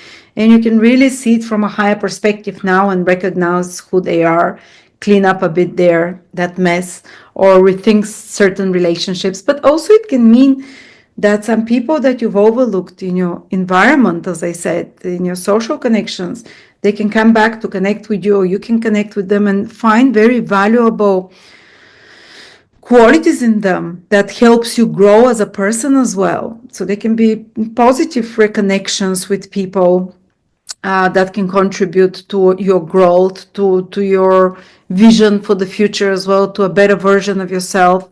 But also, as I said, sometimes there can be this crisis element that, okay, this teacher I have followed, this belief system, or those people in my life, they are not who I thought they are, or there is something, maybe let me rethink my affiliation.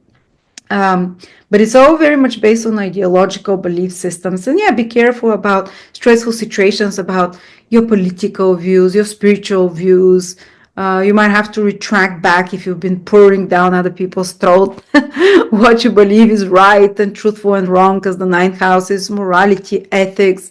And we can be, when the ninth house is strongly activated, a bit of on our high moral horse. And the retrograde planet says, if you are someone who's been doing that, pull back. Don't, maybe you don't have to proselytize and turn everyone into your beliefs and into, or maybe if there are other people in your life who are doing this to you, you can pull back from them in some way, or rethink them, or rethink your strategy about spreading your knowledge, spreading your wisdom, how to do it in a way that is more harmonious, that doesn't alienate people from you. That's another way this retrograde introspective period can go through. But there is also a more mundane way it can play out. Rethinking ninth houses, what our education, maybe rethinking you want to pre-qualify and you start in March and in April thinking that maybe I should take a course to pre-qualify, or maybe I should change my major. Maybe I should go back to university and finish a degree I haven't finished, or some other degree. Or maybe you're doing a major and you're like, oh, I want to change it here.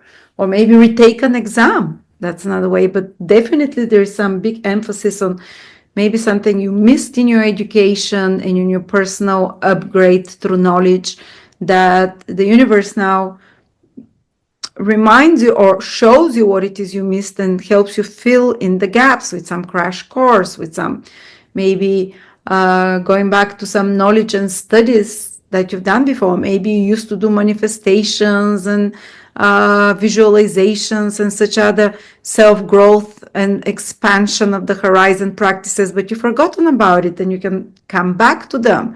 Affirmations, ninth house rules, all of such things, affirmations, visualizations, anything that will expand, let's say, the possibility of what is possible for you. Or come back to some studies, as I said, or some teaching project, or some educational or some knowledge project to complete, that will help humanity or help others in some way, to work on it during the retrograde periods, March, April, so you can bring it up to the world when they start moving direct after that, into May, into the month of May 2025. Or you can go back, revisit the foreign country you haven't been for a while. Some foreign trip, because it's about retrograde, come back to a foreign place, to a foreign trip, or some trip you've been planning for a while that you haven't been able to come back as an opportunity, but not necessarily going to brand new places, because again, retrograde planets, especially Mercury, and going on a trip, it can be a bit more complicated. And if you go do planned trips in April, in March and April, you just have to be aware that there might be some surprises, and they might be very positive surprises, but not according to how you've planned it. It's just that element of surprise there. And of course, they oppose your third house, so your plans, graphic, everyday activities can be a bit messed up as well. Like you have your schedule and what you do and what you don't do. It might come up a bit in the air, maybe because you're traveling somewhere, maybe because, I don't know, something else is happening. It doesn't have to be bad, but maybe you can't do exactly everything you have planned because something, ninth house, which is the house of luck and opportunities and divine inspiration, can come to take your attention away or to require your attention.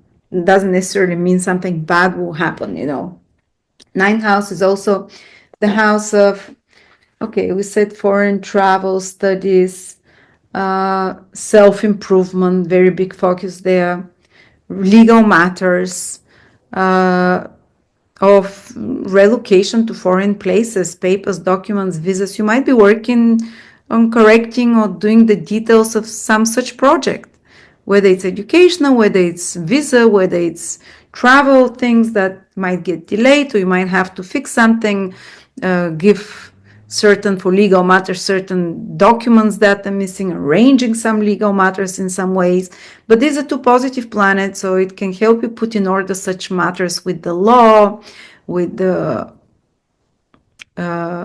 legal matters and so on. But of course, as everything, as the ninth house is morality, ethics, some kind of a moral question can arise. Is this ethical? Is this good to do in certain area of your life for you to revise? Is this what my higher self wants, or what is aligned to the cosmic principles, and so on?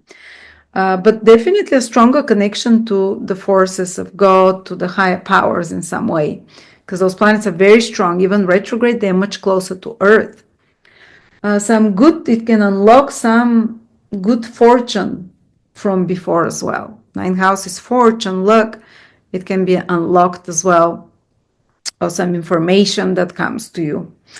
And then there is another eclipse, that is first eclipse, on the 14th, the same day that Mercury turns retrograde. There will be an eclipse in your second house, lunar eclipse. This is your values, your finances, and Mercury rules it, the second house, and goes retrograde. Maybe because your beliefs are changing, how you see reality, or your plans for the future, which is the ninth house. It can also make you make some changes with finances, or maybe your financial situation, something is happening here, makes you rethink your goals. Your ninth house is connected to your future plans, your education, for example, because of financial considerations that can make you want to study something or brush up on some knowledge, or some legal matters connected to finances as well. This can be this connection of the second and the ninth house, or maybe some project to make money that is educational in nature, through educational or teaching projects or traveling projects, or projects that spread goodwill to humanity, which is the ninth house, a very charitable house of wanting to help on a larger scale. Or something connected to money in education, money and law, money in your knowledge and wisdom, or teaching of some sort as well, that can play together in this March. But sometimes there can be some crisis with finances, full moon there with the south node, some ending of some, for example, dependable source of finances, or letting go you willingly of some material or financial comfort, because of a higher goal and purpose, this ninth house, because of some bigger, more elevated version of yourself that you want to be. So you might have to let go of certain material comforts, or something that gave you security in some way. Or maybe you might be completing some education, putting final touches, project that impacts your finances in some way as well. So anything like that. But, it's, unless you have planets in Virgo, this eclipse does not directly affect you. It's at around 23 degrees of Virgo. And if you have anything around there, 20 to 25 Virgo, you might not feel you might not feel it. More like the middle of the month can be, you might receive some financial even benefit if you've been working on financial security of some sort, because it's a full moon eclipse, to see results, to get results in a material, in tangible ways.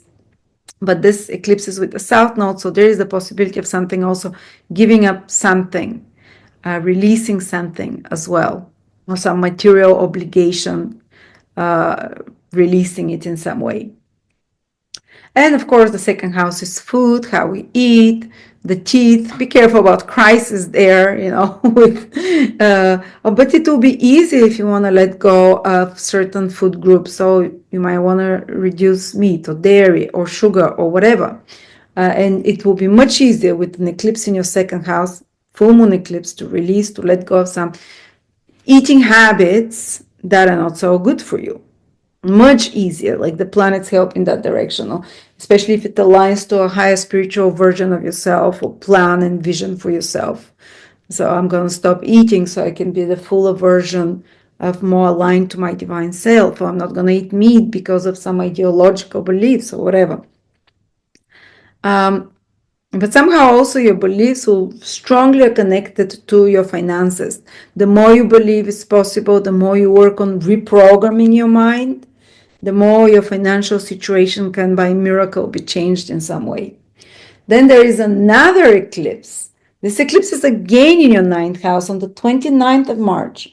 The moon travels here, lines up with the sun, again at 9 degrees, again trining you, auspicious, but it's in the ninth house, full new moon eclipse, powerful new beginning. So first you might rethink, as I said, your beliefs and the direction and the plans that you have for the future, and maybe some education or whatever, or situation with fathers or authority figures can be escalated, because the ninth house is such matters as well, not authority, but father figure types. And then there is a powerful new beginning over the next 6 months, because that is an eclipse that lasts for 6 months. I mean, its influence. So if you can clean up house here with the retrograde planets from the end of the month, you're given new lease of life for hope, for horizon, maybe like a very powerful developments, resolutions with anything connected to foreign countries, to legal matters after that, to faraway places, for trips or travels, for educational purposes as well, teaching, or you learning or you teaching in some way that can, or a new mission almost. And at ninth house together with the 10th house, they're very much connected to the mission of person in life and the vision they have for the future, as for those things to clarify and the new direction to be shown for you. And last but not least, Neptune is moving into your ninth house, where it's going to, for the next 13 years, be trining you. Maybe not all 13 years, but if you're early Leos, you would feel it. If you're born like 23rd or 24th of July, 25th, you might feel Neptune already from this year with the trine, which is magical. Neptune is divine love in action in Aries, trine you in magical ways. You can fulfill things that you've dreamt for a long time, of things that you haven't even dreamt of. And Neptune's ultimate goal is to transcend. What are you going to transcend when it's in the ninth house for 13 years? You're going to transcend your old smaller self, your old limiting vision of what's possible. You're going to start believing, is the house of believing, in much bigger, better version of yourself. And not only you're going to believe it, but you're going to make it. A vision that is more aligned to the higher self vision that God has for you. You're going to transcend your old beliefs again. You see, everything is going there. Your old limiting beliefs. You're going to transcend your own horizons. Maybe till now you were looking through such a window, and all those influences in the ninth house can help you transcend it. It's going to open for you to transcend your small world mentality, to become more citizen of the world for the next 13, 14 years. And Neptune can even give you a mission, divine mission, connected to teaching, connecting to uplifting humanity. Ninth house is very charitable, is very knowledgeable, spreading knowledge, spreading, uplifting others through divine grace in some way, through knowledge or through whatever actions. But I speak a lot more about Neptune through the ninth house, on Neptune making transits. You might have Sun in Leo, Neptune will trine you, but you might have Moon in Libra, Neptune will oppose your Moon in Libra, and you might have Mars in Capricorn, Neptune will square it, and you might have Saturn in Gemini, Neptune will sextile it. So how will all those transits affect you with personal stories? Very specific examples I give in my Neptune webinar of 5 hours, just $20. I really try to price myself the cheapest astrologer out there, because I have big numbers and I can afford to do this. So I've poured my heart and soul with hundreds of stories, of personal stories and people and that I've observed of Neptune transits through different houses, different aspects. So take it, it will be a guiding book for you, how to transcend, how to not to get lost, because with Neptune we can get lost and we can lose our vision into low vibrational options somehow. And I teach you how to go through that and not to get mixed up with the low vibrations of Neptune and how to recognize them as well. So Leo, 9th house, the luckiest house, is activated for you. Yes, not by the easiest influences, eclipses, retrograde planets, but somehow it's all working out for the highest good, for the best for you. It's giving you a higher perspective of how things have been in your life till now, and to really realize why things are aligning like that. You're really the philosopher this month and in April, and you see things from a bigger perspective, and you're like a guiding force maybe for others as well. And a lot of illuminations, a lot of answers to problems you weren't able to resolve before, because 9th house is this elevated stance from where we can receive answers from a different state of consciousness, will be activated for you. And deep realizations, either through a book, through someone else that tells you something, or just intuitively being born within you. This kind of miracles can happen almost like divine interventions. So may you use it to the highest good of everyone. Virgo, Sun, Moon, Rising, March 2025. Virgo, all the important astrological events pretty much are happening either in your 8th house or in your sign in Virgo. So you'll be one of the signs that is most impacted this month and into April. First of all, we have Mercury and Venus going retrograde in your 8th house, eclipse in your 8th house, and Neptune entering your 8th house, all in March. What is 8th house? It's fast, sudden transformations, like U-turns, like a crisis through which you come out reborn, you come out with new person. 8th house is the house of shedding old skin and being reborn into new skin. So the house of death and rebirth, those themes will be very prevalent in March and April. I'm not saying you're dying, an old aspect of you might die. There might be, in some extreme cases, someone leaving or suddenly your life, but that's very small percentage, very, very small. But but they can be also sudden things that shake you up. The 8th house shake you up. 8th house rules the big events like meeting a soulmate, also a divorce, birth of a child, death of a person, getting an inheritance. These are like life-changing kind of things that can happen when the 8th house is activated, even though it's not directly aspecting you. But we have to give credit to the energy of the 8th house, its transformations. And I've gone many times through stelliums. It's going to be a stellium in an 8th house. And sometimes it's just much more time where you're introspective about your psychology, about your motivations, about your deep psychology and motivations and so on. Sorry, I'm repeating myself. But sometimes it can really kind of have like a big change in life, switch from one direction to another. While the other major event is eclipse, lunar eclipse in your 1st house. So if it doesn't come from the 8th house, the transformation is going to come through the eclipse in your 1st house. But now let's start one by one. First, on the 1st of April, Venus goes retrograde in your 1st house, as 8th house. It's going to be retrograde the whole March until the middle of April there. And then Mercury joins it from the 15th, 14th of March. What can it mean?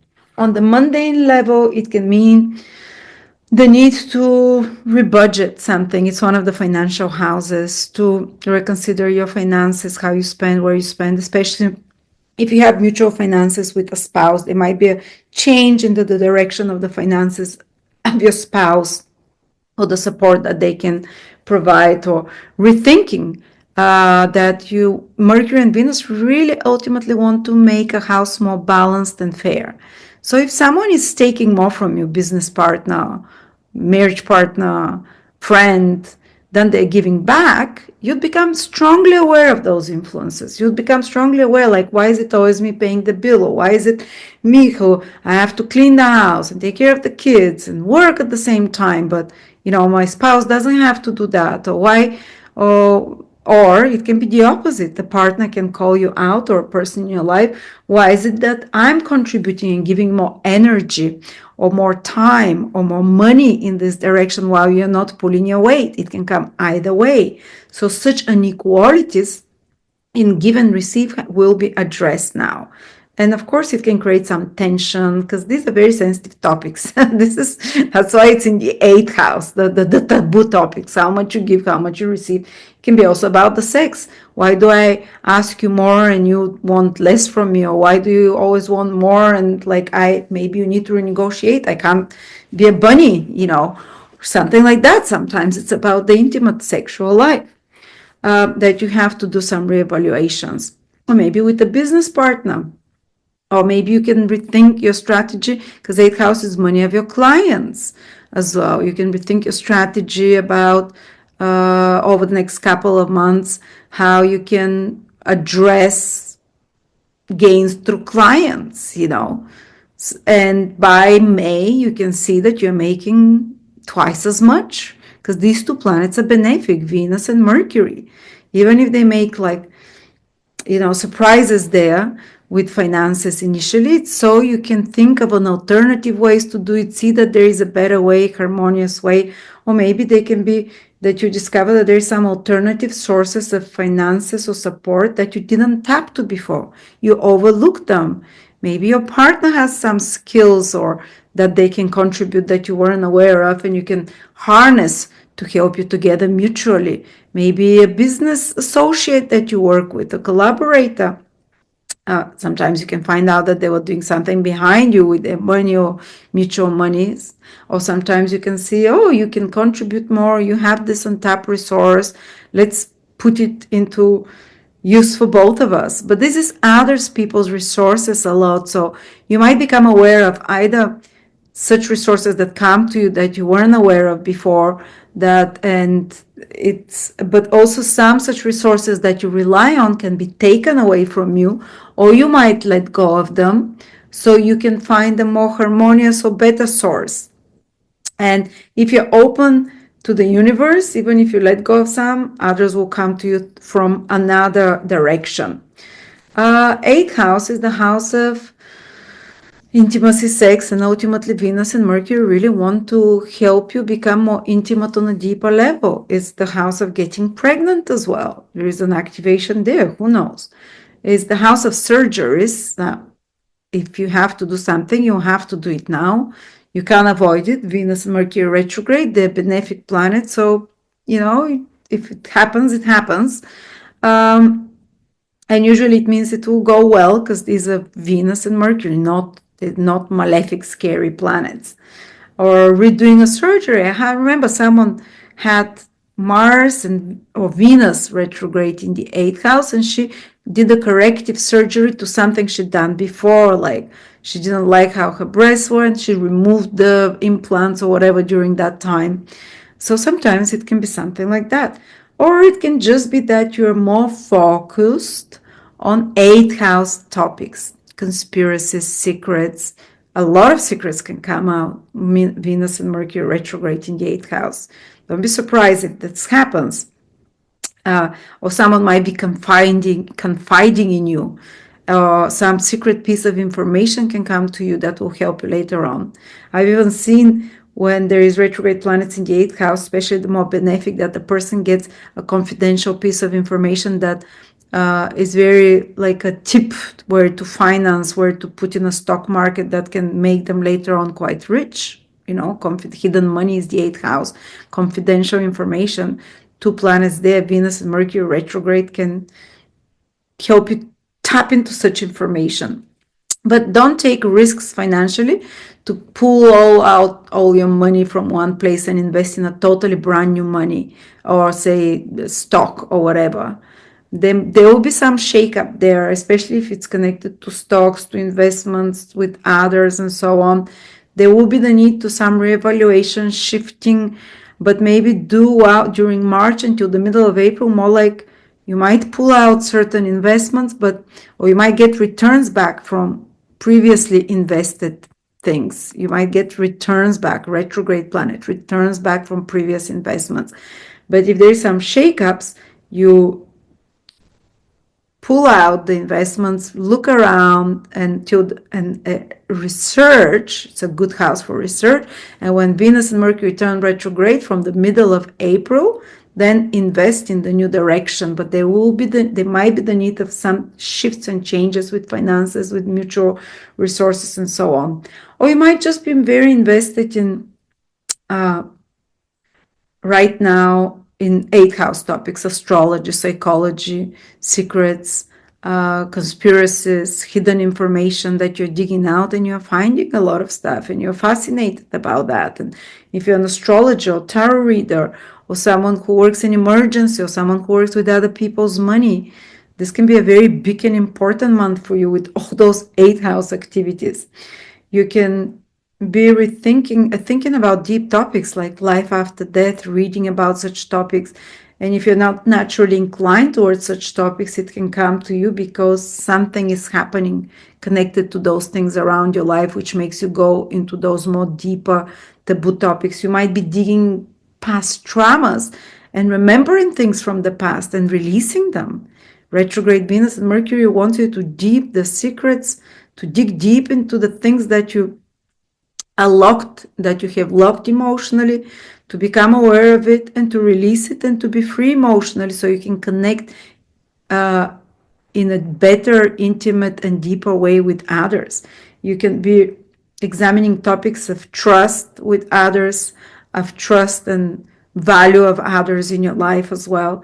But also it's very much a house of, as we call, sex and intimacy and soulmates. So some of you might reconnect with an old soulmate or reconnect with an old intimate relationships, for example, or re-examining a current intimate relationship, try to reconnect, to restart, to think how they can do things better for more intimacy and more trust together there. Sometimes those topics can be painful, but ultimately it really wants to make those more darker, those planets want to shine more light on those darker, more difficult topics that it's hard for us to approach, whether it's about money with others, whether it's about intimacy, secrets, and trust. All right, and then there is an eclipse in Virgo on the 14th, the same day that Mercury goes retrograde. It's one after another, guys, for you Virgo. This eclipse is at 22 degrees Virgo. It's exactly opposite Saturn, the Sun, and very close opposite Neptune. So those Virgos that are from 20 to 26, 7 degrees, they're having it harder this month. And not necessarily harder, it's more like expect the unexpected. The eclipse is there to realign you to your higher, to realign you to your higher mission, to realign you to the right track.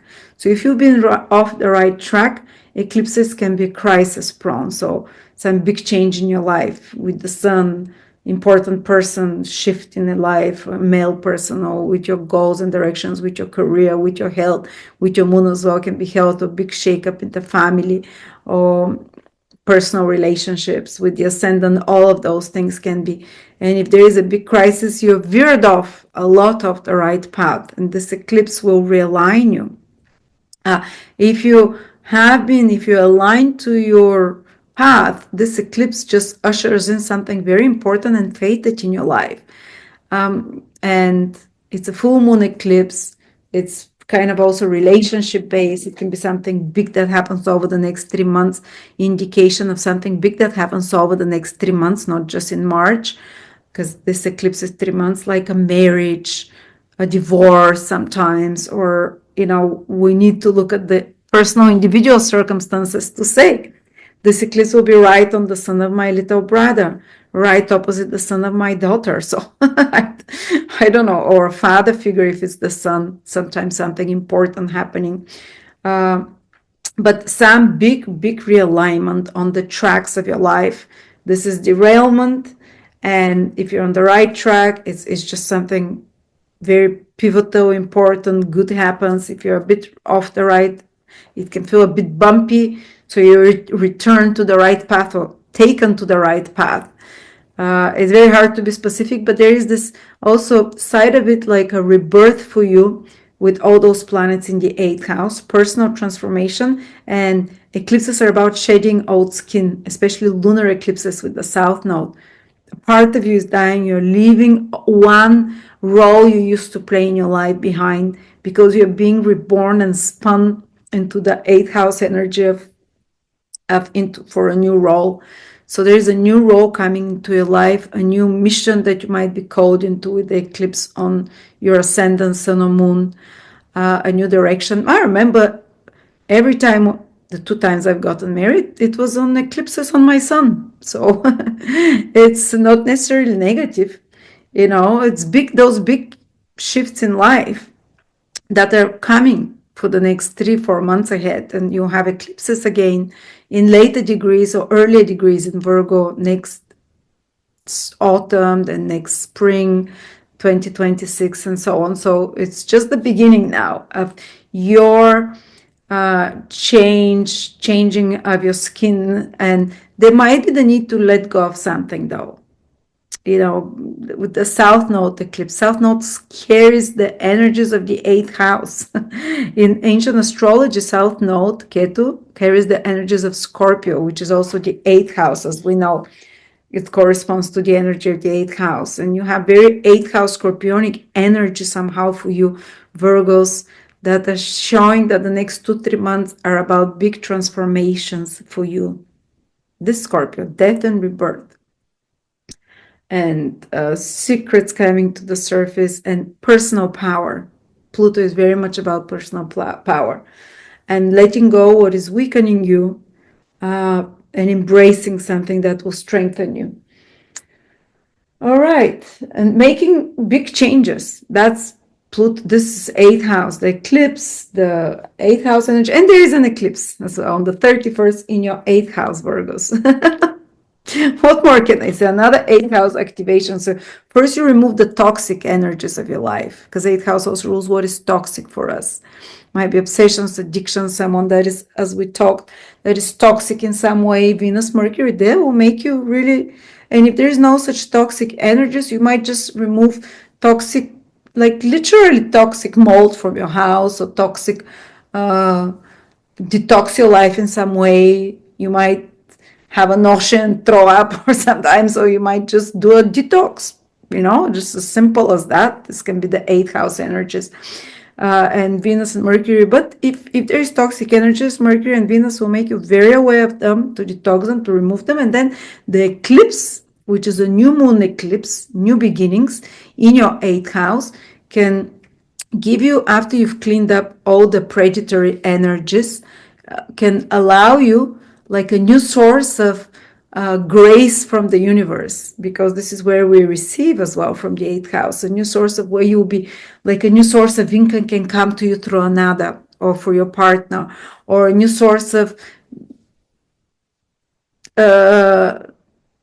financial support can come to you by someone gives you an idea, or somehow involved with another's resources as well, or you can tap in others' resources. So it can be a new source of intimacy that appears on a deeper level. Again, this theme of pregnancies, death, rebirth, this eclipse activates it. New source of emotional inner strength that appears, and that you're not afraid of the dark, and you're not afraid of the people taking advantage of your predators or such shaky situations anymore. Yeah, so very, very intense month for Virgos. And of course, Neptune enters your 8th house again. And it's gonna be there for the next 14 years. Well, 6 months in 2025, and then from 2026, 13 years. Neptune will, everything is pushing you in that direction. Neptune will ask you to open yourself and trust the universe, that a lot of support can come to you to transcend your, because 8th house, the law of vibration is not to trust others, to doubt everyone, to think everyone is after you to do something.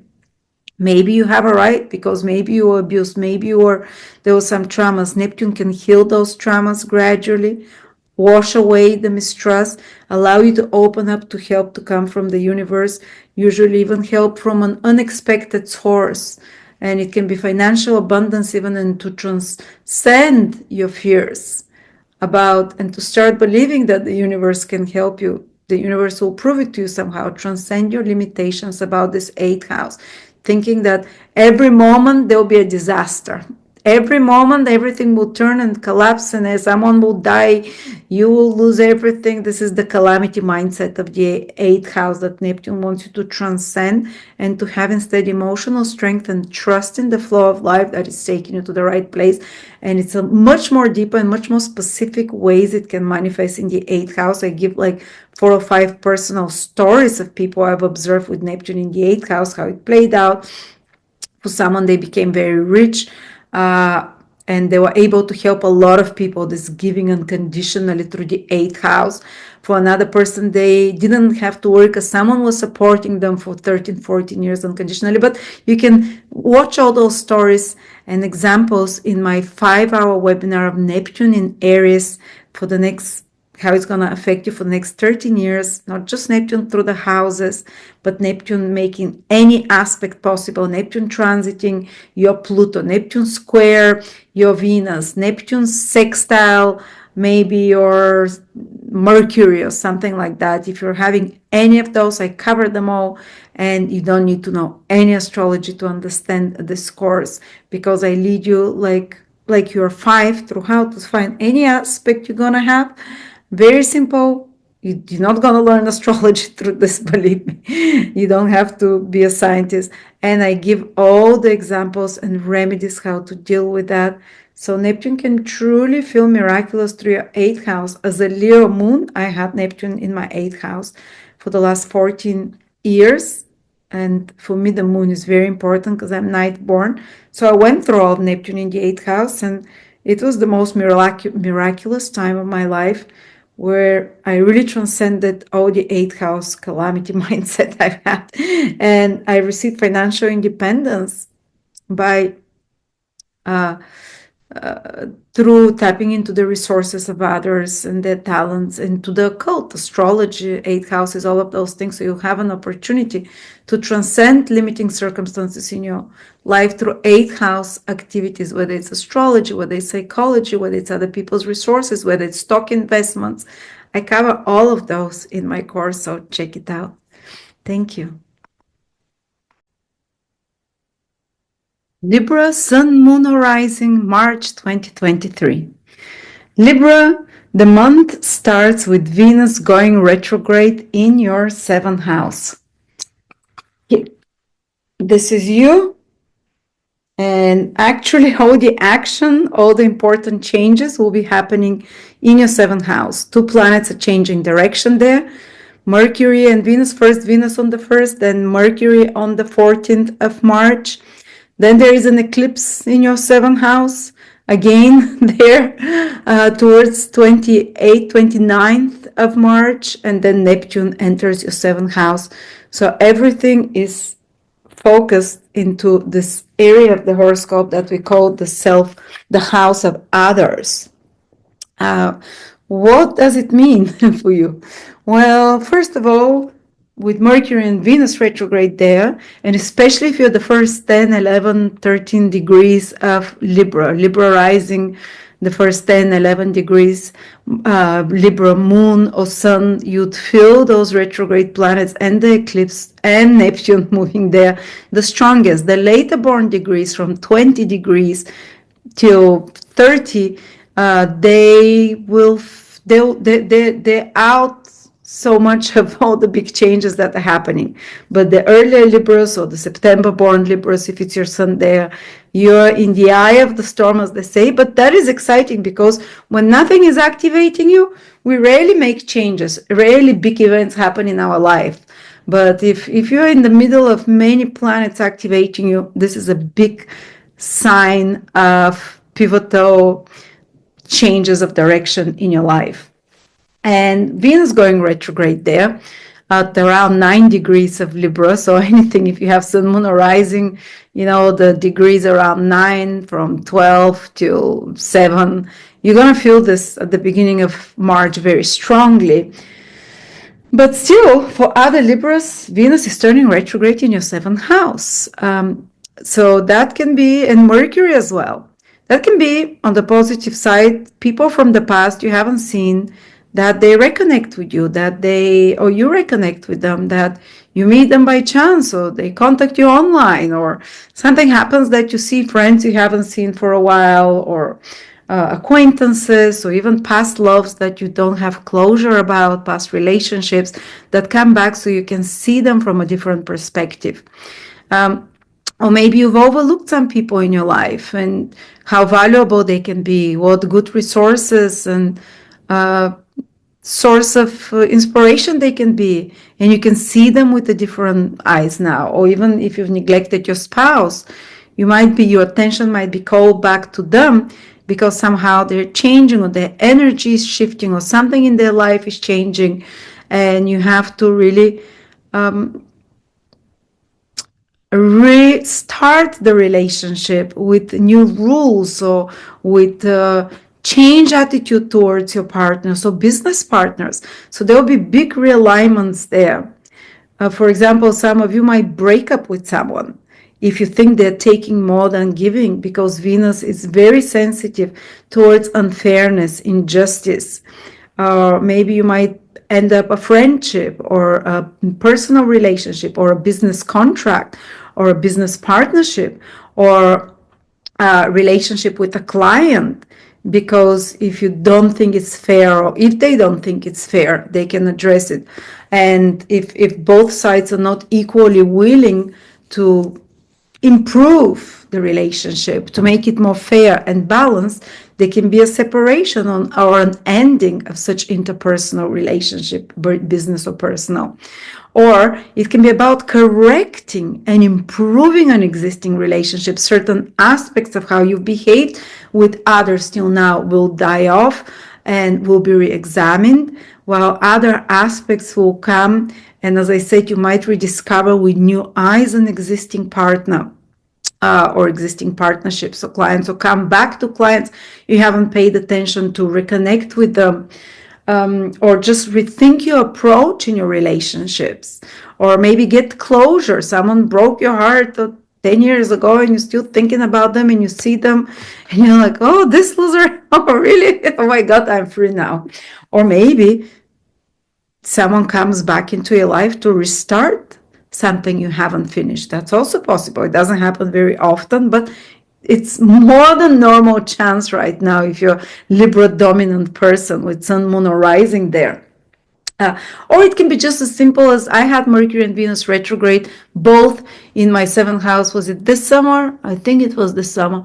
I just reconnected with friends I haven't seen for a while, and people in my life, and our plans and programs with my partner were a bit thrown up in the air, our plans together, but it didn't affect the partnership per se. We didn't have, but sometimes it's making hard aspects. If you have planets in Capricorn and Libra in Cancer or Aries, where Mercury retrograde and Venus will be squaring, opposing, or conjunct, it can be a bit more of changing of the layers, a bit more bumpy, right? While you're realigning your values with those of another, realigning your paths together.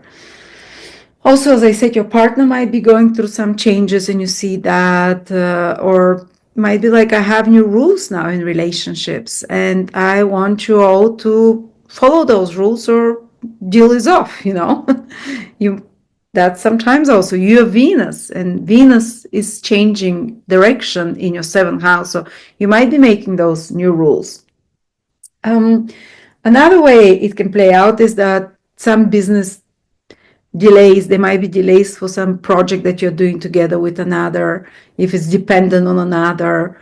But don't get frustrated or upset, because obviously something has been missed or overseen, and you can correct it, you can improve it, you can add on something, you can make it better, or some contract or deal or a sale, which is also 7th house, might be put on hold, on the back burner, to be corrected, to be improved, or some project, as I said, or business project. Seventh house is a very business house.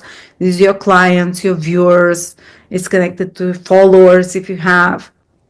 So maybe changing your approach to that, or maybe taking up some project and reshaping it and offering it in new light, or just putting new life and new alternative way of doing relationships and relating, seeing it from a different perspective. Okay, then that's around the seventh house, Mercury, Venus. But of course, it can be frustrating if you have to change plans and if you have to do things differently. But ultimately, again, it's definitely about improving that seventh house of yours, which you'll see the improvements more clearly and things settling down from the end of April, when planets Mercury and Venus are already direct. And making stronger bonds and more valuable and more fair connections with others, and removing the unfair people or unbalanced ones. Then you have an eclipse in the 12th house. It doesn't directly affect you on the 14th, but it's in your 12th house, and many Libras usually have some planets in Virgo as well. If you have a planet around 23, 24, 22 degrees of Virgo, this can be very potent eclipse for you, or planets in Pisces if you have around those degrees as well. But otherwise, generally for most Libras, eclipse in the 12th house is a lunar eclipse. 12th house is about some information or secret coming to the surface that you become aware of, or some subconscious behaviors you've been doing that get illuminated and you become clear about it. It can also be about releasing, because it's a full moon eclipse. It's reached its full potential and it's starting to become small after that. So it's something that has reached its full potential. You complete it, you see the results of it. Because 12th house is about endings as well. But it's also about ending unhealthy habits, because the 12th house is house of self-sabotaging behaviors, addictions, anything that you do hidden that you don't want others to know about. A light can be put on that. It can be illuminated. So you have to change there, or you to be easier for you to let go of some unhealthy behavior or way of being, of some self-sabotaging way. You can have some deep psychological realizations about yourself, about your past, about your soul, about your subconscious as well. Usually things that are hidden deeply in the subconscious, this full moon in the 12th house can illuminate them. Also, maybe some prophetic dreams. The eclipses with South Node. South Node opens our eyes to the invisible worlds in the 12th house of dreams, and you can see things, you can have intuitions, hunches, strong presentiments, let's say, or just dreams can explain to you certain situations and help you release a trauma and be free from it in some way. But it's very best is this full moon, the middle of March, to release things. 12th house is endings, full moon with South Node is completions, endings, release something, let it go. It will happen in a very natural way. It can be connected to foreign countries, to some of you, foreign places, some completion of something, completing of papers or documents or something that was missing. Yeah, that's pretty much, some expenses. Sometimes 12th house is expenses. Eclipse in the 12th house, they can be an expense. That is, but it might be for a trip, or it might be for, or it might be just spending of some sort. Just be aware, it's one of the possibilities. But the other eclipse that's happened on the 30th of March almost, that one affects you much more directly. And that's a solar eclipse, which is more potent. And it's an eclipse about new beginnings. And it's an eclipse directly opposite Libra. And it's eclipse at 9 degrees Aries. So it means if you're a Libra, even 6, 7, 8, 9, 10, 11, even to the 12 degree sun, moon, or rising. Or basically it means you're born the end of September, the beginning of October, if it's your sun. The eclipse directly can turn your life around very potent. Some big shifts. Eclipses can indicate marriages, divorces, start of a new job, end one cycle of life. But this is an eclipse of new beginnings more. And it realigns you to the true path you're supposed to walk and brings new things into your life that are going to play an important role for you even for the next 9 to 18 years, because the cycles of eclipses are 9 and 18 years.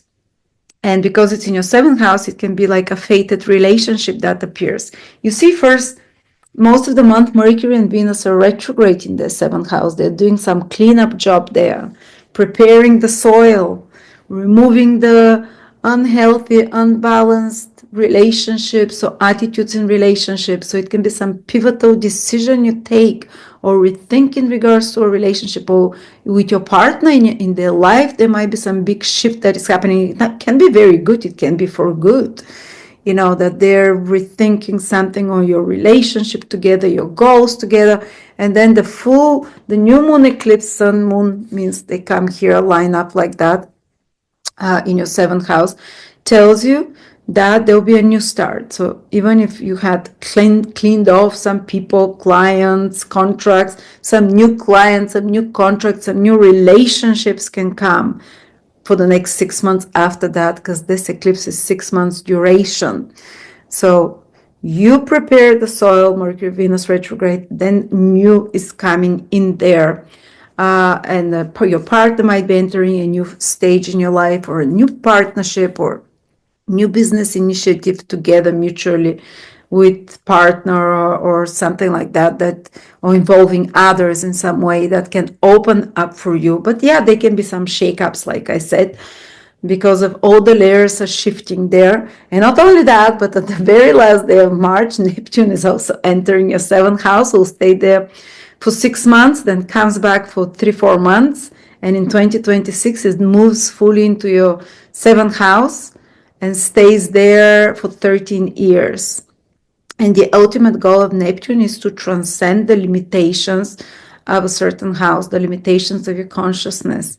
So whatever limitations you might have had, and certainty though, all certainty will be dissolved in regards to relationships, others, what comes to you from the external world, external circumstances, might be more fluid, not so clear, but at the same time, it will allow you to see that way more is possible, maybe in your relationship, maybe through others, maybe you as a couple, a new phase, transcendent phase of our existing relationships can begin, or a new one can appear that is more Neptunian in nature, not only one, but several, and not only intimate, but just people in your life that carry the Neptunian vibration for many years ahead. They're more spiritual, they're more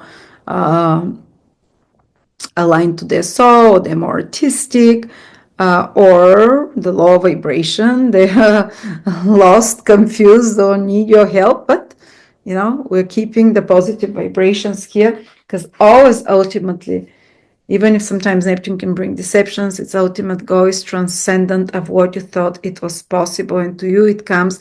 Others can be the activated to show you about your own limitations, what you thought was possible. Not necessarily that others will deceive you or stuff like that with Neptune in the seventh house, more like they will show you that you have a bigger potential, but somehow others will be the activators of this for years ahead. But I give you specific stories how Neptune through the seventh house, I've seen it manifest in lives of people. And if it's making good aspects from there or less harmonious aspects, how I've seen it transpire. And always the final result is overcoming the limitations there. But if you want to take this course, it's $20 only, 5 hours of all possible Neptune transits, not just through the houses, but through every planet possible or aspect it can make. And you don't need to know any astrology. I show you how to see in your chart if Neptune will be making sextile to your Mars, or opposition to your Sun, or trine to your Saturn, and what it means with real stories, with real examples. It's very personal. It's nothing about the world. It's just about you. This transit at this webinar, and it spans for the next 14 years. Year by year, you can see when exactly Neptune will affect you, or it might not affect you. Some of you just will affect them by house, but for 95%, Neptune will make some aspect to a natal planet, or for some 7, 8, like for me, 8 aspects and transits. So yeah, Libra, big, you see everything here is coming through others for you in some way. March, April, it will go back into the 6th house more. We'll speak about that in April. But yeah, this is where the big work is, and this is where all the surprises and interesting things are coming to you. Others are activating you into those things. Thank you. Scorpio, Sun, Moon, or Rising, March 2025. Scorpio, March, everything is activating. All the important, basically, changes astrologically are happening in your 6th house. First of all, we have Venus turning retrograde in your 6th house. And it's not directly affecting Scorpio, so some Scorpios will not really feel it, but the 6th house is there's so many activations that at least some of those things you would experience. Venus is turning retrograde on the 1st of March, Mercury on the 14th of March in your 6th house, and then there is at the end of the month, eclipse in your 6th house, and there is Mercury moving into your 6th house. So let's break down the 6th house. What is happening there? Well, first, the 2 retrograde planets, Mercury and Venus, for the majority of the month, we have those, you're going to feel in March, those influences of Venus and Mercury retrograde. What is 6th house? These are your daily routines, your schedules, your plans, your list, and everything that you have some routines every day that you do. Well, throw those away. Even if you don't throw them, something can mess them up. Maybe not every day, but it definitely, you'd notice in March that you made your plans, but something appears out of the blue and you cannot do it the same way, or throws off your plans. So you need to be more flexible, first of all. I know how focused Scorpios can be, how one-track mind they can have. Here, I'm asking this month for you to be fluid, because there'll be some surprises thrown at us. And of course, your planet is moving direct, which is a help. So that's definitely, you still have energy and it's making good aspects to you. So doesn't mean that you won't be able to achieve anything in your daily life, that everything will be a mess. There'll be some surprises, but your planet is starting to move direct already in March. So you are making progress more and more. But some here surprises, maybe surprise from your work can come, because 6th house is your work. Maybe they say, oh, we're going to change the software, or we're going to restructure, or we're going to audit the company, or we're going to change the management. And now you have to adjust. You have to you're used to some routine, you have to change something. Or maybe you're your own boss, so you decide to do some changes at the operation, at the efficiency level, which is good if you initiate them yourself. But again, this involves a degree of being, with changing all the schedules, all the way, how you do your work. Or you might be a stay-at-home person, you might not be working. This can, again, your plans, your routines, your schedules can be some surprise, I don't know, relatives come from abroad, so your normal routines are thrown off. Because also Venus and Mercury retrograde entail this energy of people from the past coming back, and Venus rules your 7th house, or people you haven't seen. 7th house is other people, and Mercury rules your 11th house of friendships. So close people, friendships. So you might be meeting people that you haven't seen from the past in some way, or rethinking those relationships. Do you want those people in your life? Do you want people on your social media that you see still to see them? 11th house, social media, whatever, who is your audience, your public, your clients. You might be rethinking your relationships with clients and the larger audience through your work process. So you need to change your business strategy, because it's connected to the work somehow as well. Or maybe because of It throws off your daily routines and your plans and your graphics because of meeting up with people you haven't seen for a while, or them coming. Or it might be that if you're a boss, if you have people that you employ, that you're rethinking, is should this person stay, or maybe I can relocate them, allocate them to a different job. Maybe I should remove them, they shouldn't work for me. And maybe you're examining and auditing your work and the work of others if there's subordinates underneath you. Or maybe you're tapping into untapped resources of those subordinates and seeing strengths you didn't see before. You didn't recognize in them that they'll be able to help you with. Maybe you're working with others on some group or business project or work project that you have to put extra details, fix things, redo things a little bit to make it better. The sixth house retrograde planet say maybe that a job from the past comes back to you, a previous employment or an unfinished project, or a project that you've been working on for a while that you're putting finishing touches, completing, editing, and it might be delayed a little bit, but it's only the delay is happening so you can find out certain mistakes, or because there is something better that you can do with them that you didn't think of before. And the retrograde planet allows you this alternative view of how you can do either your routines, your daily habits, or even your health routines, how you can do them in a better way. But usually it's work as well. So some kind of upgrade at your work, some kind of rearrangements there.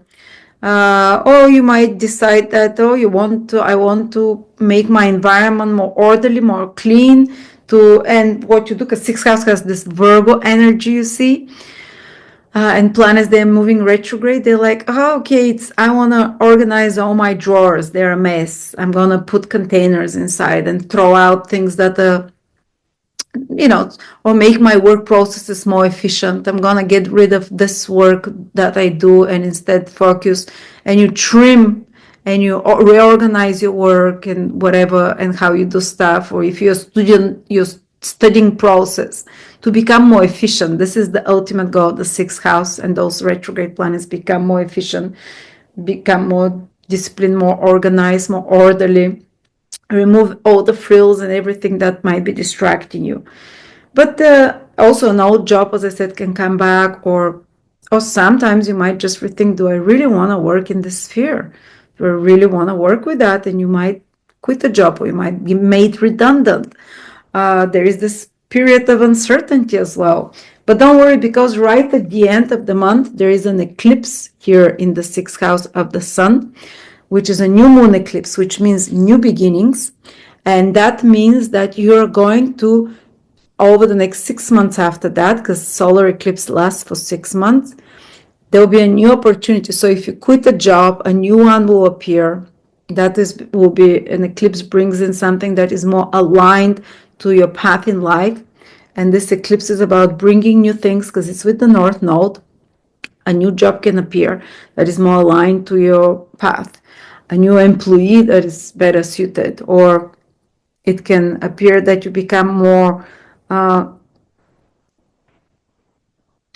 new process of how you work, new way of how you work, and you do your duties and responsibilities that you do, new organization and new even skills. To some extent, this is also connected to skills in the sixth house. Virgo, the disciple. Or sixth house is also health. So if there is some health crisis during all those energies there, know that this is due to previous build-up of unhealthy habits or unbalanced environment, and toxic situation of some sort. And Mercury and Venus retrograde will really help you find out what are the core reasons for this, and to start correcting so you can give birth to a new health routine and health habits with the eclipse at the very end of the month, so into April, May, like a restart of your whole system. Because six houses, do you brush your teeth? Do you eat? How do you eat? Do you exercise? What's your posture? Is there mold in your environment? It's all of those habits. Do you get enough sun? Those wellness programs and habits and tips and what time you wake up and fall asleep. These are all the habits of the sixth house. So there is a big restart energy there for you, not just in March, but in April. You can do very big, important things there. And again, if health issues appears, they can mean that you'd be given the opportunities to correct and find. Also, the retrograde planets of Venus and Mercury in your sixth house can mean some unfinished job. We talked about that, or a second diagnosis for something that you might get.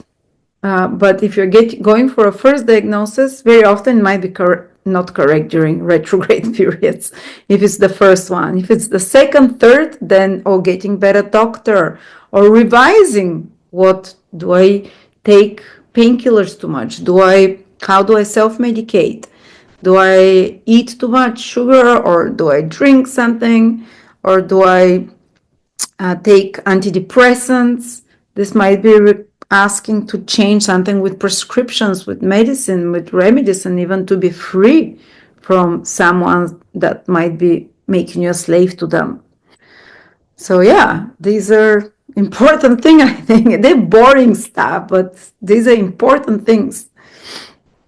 Okay, and as I said, also the work project, if there is some complicated situations with your work, maybe the eclipse can blast through that after that towards the end of the month. But there is another eclipse I forgot to talk about, which is in the middle of the month. You might feel it a month before and 2-3 months after. It's the lunar eclipse on the 14th in your 11th house, supportive for you. But what does it mean? Well, you might, and this eclipse is with the South Node. And it's about lunar eclipses, first of all, about relationships. That is a house of relationships, especially friendships and social groups. And there might be some focus there, some emphasis in the middle of the month on relationship. But there is the possibility of a crisis there with a friendship or reevaluation of a friendship again, because also Mercury rules your 11th house, and Mercury is going retrograde in the 6th house of imbalances and accusations. And you very quickly will see what is unbalanced, unfair about a friendship or a social group or a political group you're part of, affiliation of, or some kind of other social structure, organization, or just friendship circle that you'd become aware of their 6th house. Mercury rules the planet of friendships in the 6th house of imbalances. If there is any imbalances or anything that is not fair and honest, you'd quickly become dysfunctional. That's the word. If it's dysfunctional, so you can correct it in regards to your friendships, or who you follow on social media, who your clients are, is the 11th house as well. There can be disconnection between your work and clients, work and income. 11th house is income. So some adjustments and some changes and some big shifts because of your income gains and how you work, or the process of work. These themes are connected. Or dysfunctional friendships that need to be corrected, or dysfunctional group affiliations that need to be corrected. Or maybe because of your work, you get the rewards financially now, because the 11th house is also rewards, whether it's bonuses, whether it's money from your business, whether it's public recognition or titles and honors. And if you've been doing the hard work, which is the 6th house, when the eclipse happens here within a month or month before, you might receive, and there might be the need for some corrections still, but due to your hard work, you can receive let's say a month or two after the eclipse, or within the period of the eclipse, you can receive some reward, some bonus, some increase of gains, for example. 11th house is your long-term goals and dreams and wishes, especially such connected to your health and routines and bad habits that you can wrap up, fulfill, release, or connected to your work as well. So there is this connection between the 11th and the 6th house through the ruler of the eclipse. So yeah, this is some of the ways it can play out. But yeah, biggest focus is the sixth house. Of course, you have things happening in the fifth as well, and especially they become more and more potent in April when Mercury and Venus come back here. That's more about your love life, your personal ways of how you have fun that you would revise and you can change, or some creative projects as well. But last but not least, Neptune is entering at the very last day of March, March 30th, I think. Your sixth house will stay there for 14 years. I mean, it will stay to October, then dip out of it. And then 2026, enter fully your sixth house for 13 years. And Neptune wants to transcend the limitations of a house. It's a slow process. It might take 12, 13 years. But to transcend the limitations, for example, of your health, can have miraculous healings. It can have, but through belief. It doesn't happen only through a plan that you make. It's not going to work like that over the next 13 years, more like psychosomatically, or to transcend the limitations and to transcend the range of your work. You might be given a work that feels more aligned to your soul and a mission over the next 13, 14 years. Sixth house is your service that you do to the work, and you might do a lot more charitable service, working, helping others in some way. Oh, a mission there. But Mercury, Neptune in specific will be really helped by other planets. So some divine outpouring of miracles, they will be through your sixth house. But I speak a lot more about Neptune through the houses, and if it's making hard aspect, if it's transiting your sixth house, say if you have planets in Libra, for example, or Cancer, or Capricorn, or Aries, or if it's making harmonious aspects when it transits through the sixth house, how it's going to play out. Say if you have planets in, I don't know, Sagittarius or Leo or Gemini, it would be almost like a miracle job, miracle health, healing, and so on. But also any possible transits Neptune can do through the sixth house. Not the sixth, maybe Neptune square your Saturn, Neptune conjunct your Mercury, Neptune opposition your Venus. I give interpretations and personal stories, real life stories about each those possible, how they manifest, so you can be prepared. And I show you how to calculate exactly which year you're going to have a Neptune supportive or more challenging transit, how to overcome it, what's the set of mind you have to fly through it, so you can really tap into the higher vibrations of Neptune rather than the deception and confusing ones. And it's only $20 this webinar for 5 hours, so you're welcome to join us to watch it. It's my best selling so far this year. It's really record sales so far in the thousands, so I'm really proud of it. But you, Scorpio, your first cleaning house, reorganizing, getting rid of unhealthy things, of mess, of waste as well, because sixth house likes to run a tight regimen. And then new opportunities comes for you there through the sun, through the lunar eclipse, solar eclipse, to get your life in order, to be more organized, more, what's that word? Not just meticulous, but conscientious. And I know Scorpio are naturally good at that, their focus. But yeah, but first, don't worry, because there might be disruptions, as I said, in your everyday and other areas of life. But everything towards middle of April starts, moving ahead again, becoming more manageable and giving much better results than before. So thank you very much. And open yourself to the mystery and magic of Neptune in the sixth house, which many times it can even relieve a person to transcend the need to work. If you're the lucky one, I mean, not just retirement, but there might be such circumstances with Neptune in the 12th house, in the sixth house over the next 13, 14 years, where you don't need to work 9 to 5. That God aligns it, so you see that a lot more is possible than you thought before. So enjoy the magic. Sagittarius, Sun, Moon, Rising, March 2025. Sagittarius, all the actions happening around your fifth house, with a little bit of an exception, with an eclipse in your 10th house. But this is very supportive because the fifth house is another fire house for you, Aries. We have two planets retrograde in Aries. We have eclipse in Aries. We'll have Mercury in Aries. So one of your other self houses, which are always making a trine to your sign. Aries making a trine, the most harmonious, strengthening aspect.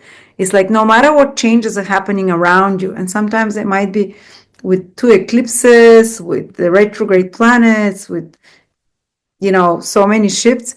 Sometimes they can shake you up or shake us up, but they're really for good. They will turn out for the best for you because the fifth house is the house of good karma.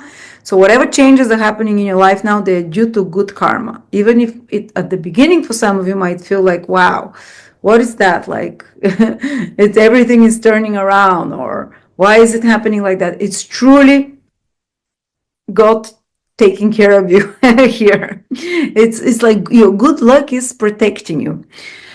So there is this unlocking, even paying back of some good things you did in a past life or this lifetime with two retrograde planets. It might get paid back to you. And sometimes because fifth house rules, for example, things that are like speculative investments. Say you bought, I always give this example, you bought a few cryptos way back in 2010 that are 100 cryptos and you forgot about them, and if your fifth house gets activated and you have the good karma, because fifth house is the house of winning lottery, speculative investments, so you make a lot more from it. So I don't know, there might be activation in March and in April for you for some payback for such previous actions that you don't even remember. If you have the good karma, if you're a good person, you probably have it.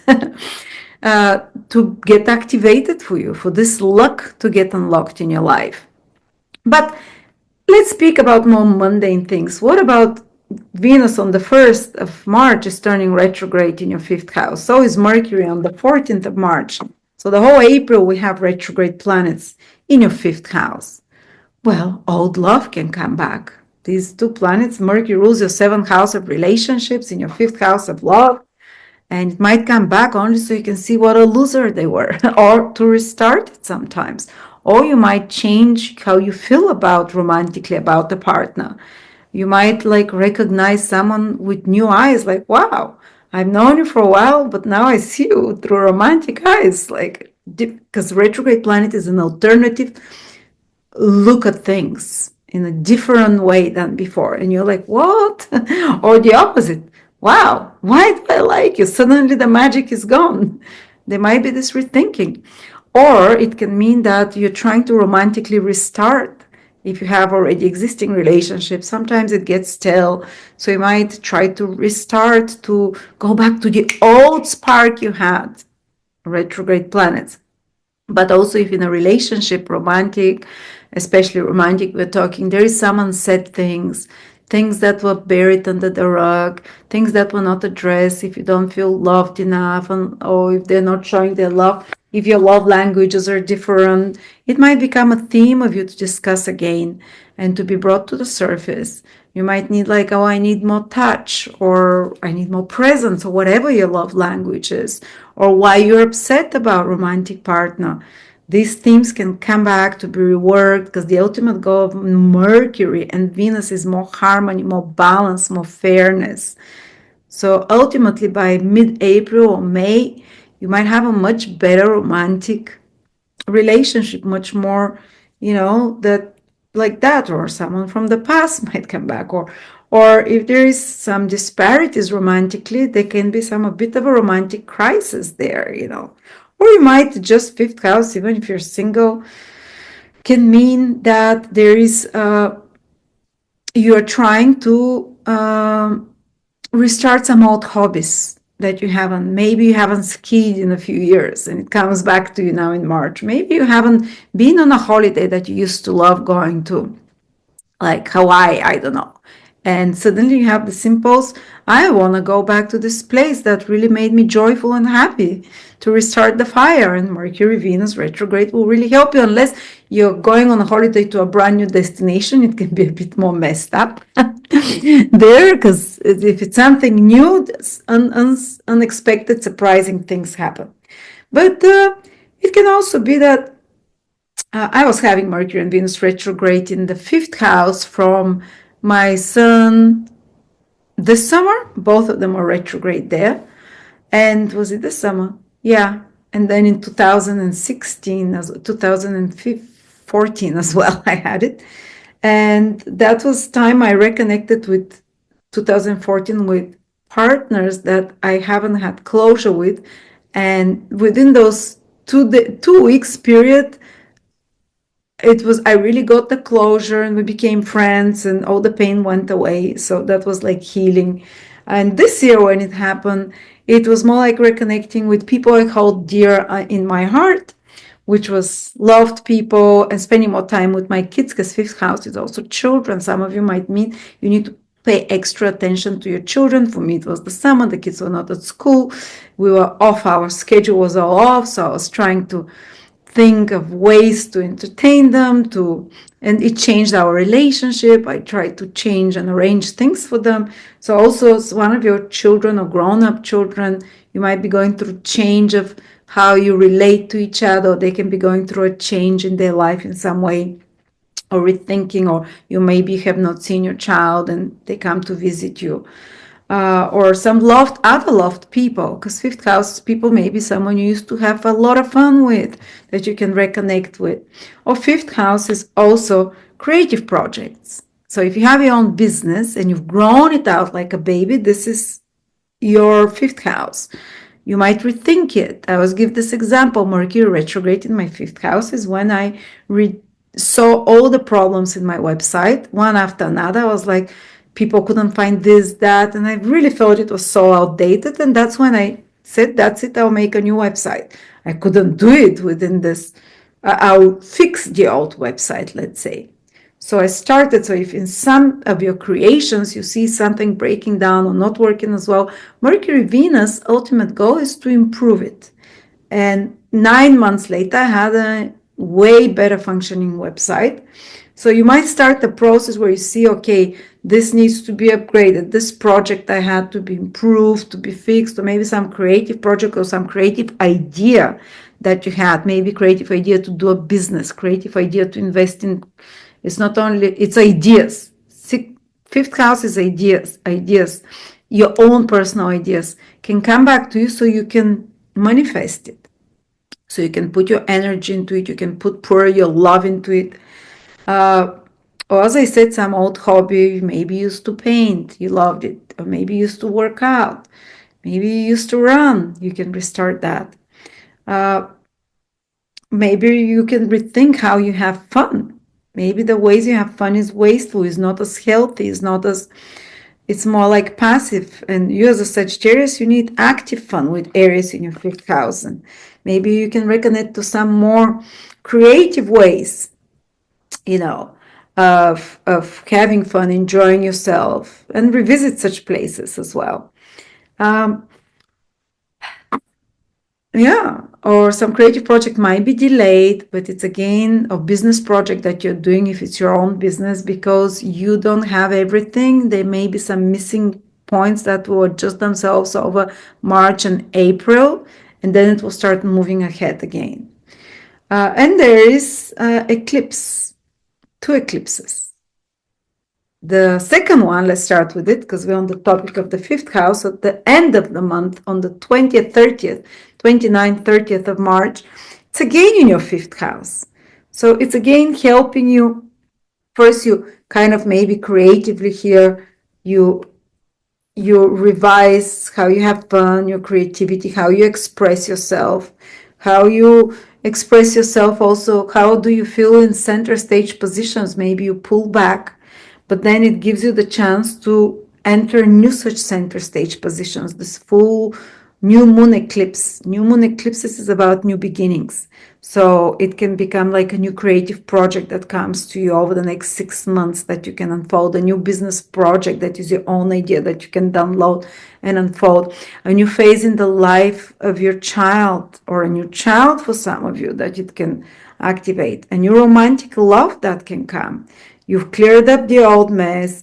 You had a reconciliation, and then a new, first the old energy is being cleaned up by 2 retrograde planets, and you readjust your attitude, how you do love, how you do relationships, and then this new energy comes in March or April or even into May that shakes your world. Maybe you really, Venus Mercury first make you rethink your priorities in love, and if you don't feel you're loved anymore, you can really end a romantic relationship, but then a new one, or you can reconnect with someone that you've already liked before but nothing happened with Mercury and Venus retrograde, and now it really happens now. Maybe you've liked someone before but now it happens, and then the eclipse in your 5th house, like brand new beginning. And you can apply this to everything, to your children, everything. 5th house, to your children, to your creative projects. To 5th house is your lust for life, the ability to enjoy life, the ability to co-create with God, the ability to flow, to have fun, to enjoy yourself, to the life as a game, to feel life as play as game. If you had lost the spark and this ability, if it has felt like drudgery or whatever, now you're gonna restart with all those planets, with eclipses and Venus and Mercury retrograde there. In March, or especially in April, you can rekindle this joy of life, this magic of life is the 5th house, and unlock some good karma. And there is another eclipse on the 5th in the middle of the month, but you can feel it a month before and a month after in your 10th house. Well, that's one is quite strong there. 10th house is your social status, marriage status, career status, your status. What's your image in society? It can end, an old chapter, an whole old image can end with the full moon completions, and you can open yourself to a new way of expressing yourself. 5th house is how you express yourself, but this is your reputation. Your reputation, there can be a big change there. Or the direction in your career. You might end a chapter, which is part of your career, and maybe want to do something that is more fun, that is more creative and artistic in alignment with this 5th house.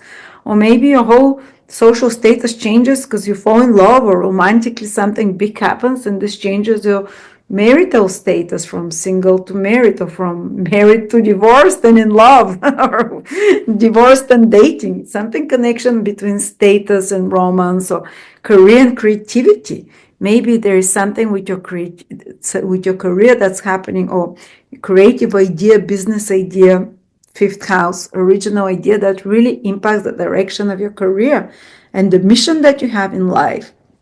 And you can start there manifesting. And by the way, ancient astrology says if there is an eclipse in your 10th house, you can become like king, or you can get a promotion, or you can get, if you've been working hard, some visibility, and complete some project that elevates your social status in some way. But if you're not in the right career, it can end. It can end with an eclipse with a south node, because and full moon eclipse is about completions, endings. You either complete the project, you get recognition, the spotlight, or you end certain aspect of your career, or you complete some project and you end it, or something, or just combine the energy of 5th house, creativity and career, something more aligned that makes you spark with this eclipse, which is career, because this eclipse is ruled by Mercury, which is in the 5th house, and it's going retrograde. So a shift in your career can make, or like a shift in your how you think about you wanting something that you love doing. 5th house is things we love doing, that we feel inspired, excited about. And you start thinking, why am I doing those things? I need to do something that makes me feel inspired, happy. And that makes a huge shift in your career. That's how the energies can play out. And of course, last but not least, Neptune is entering Aries, your 5th house, on the last day of March. We'll stay there for 6 months this year. So you get to dip your toe, experience what it is like to have it, because in 2025, 2026, it's coming. Neptune is coming back for 13 years in your 5th house. And what is it about? transcending the fears and limitations that you had about this fifth house. It's a gradual process, but you can truly make a magical romantic love life. For example, if you had, I'll say you've been you never had a soulmate like relationship, you can experience one. So you could never trust someone.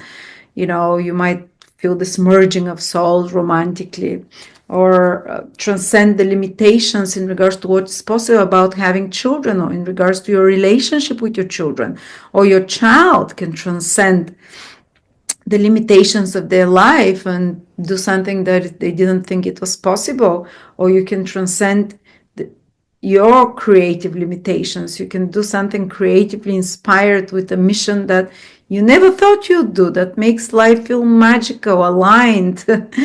You know, so of course Neptune has dangers as well, which I speak about in my webinar, which is 5 years about Neptune, 5 hours Neptune in Aries webinar. It's only $20.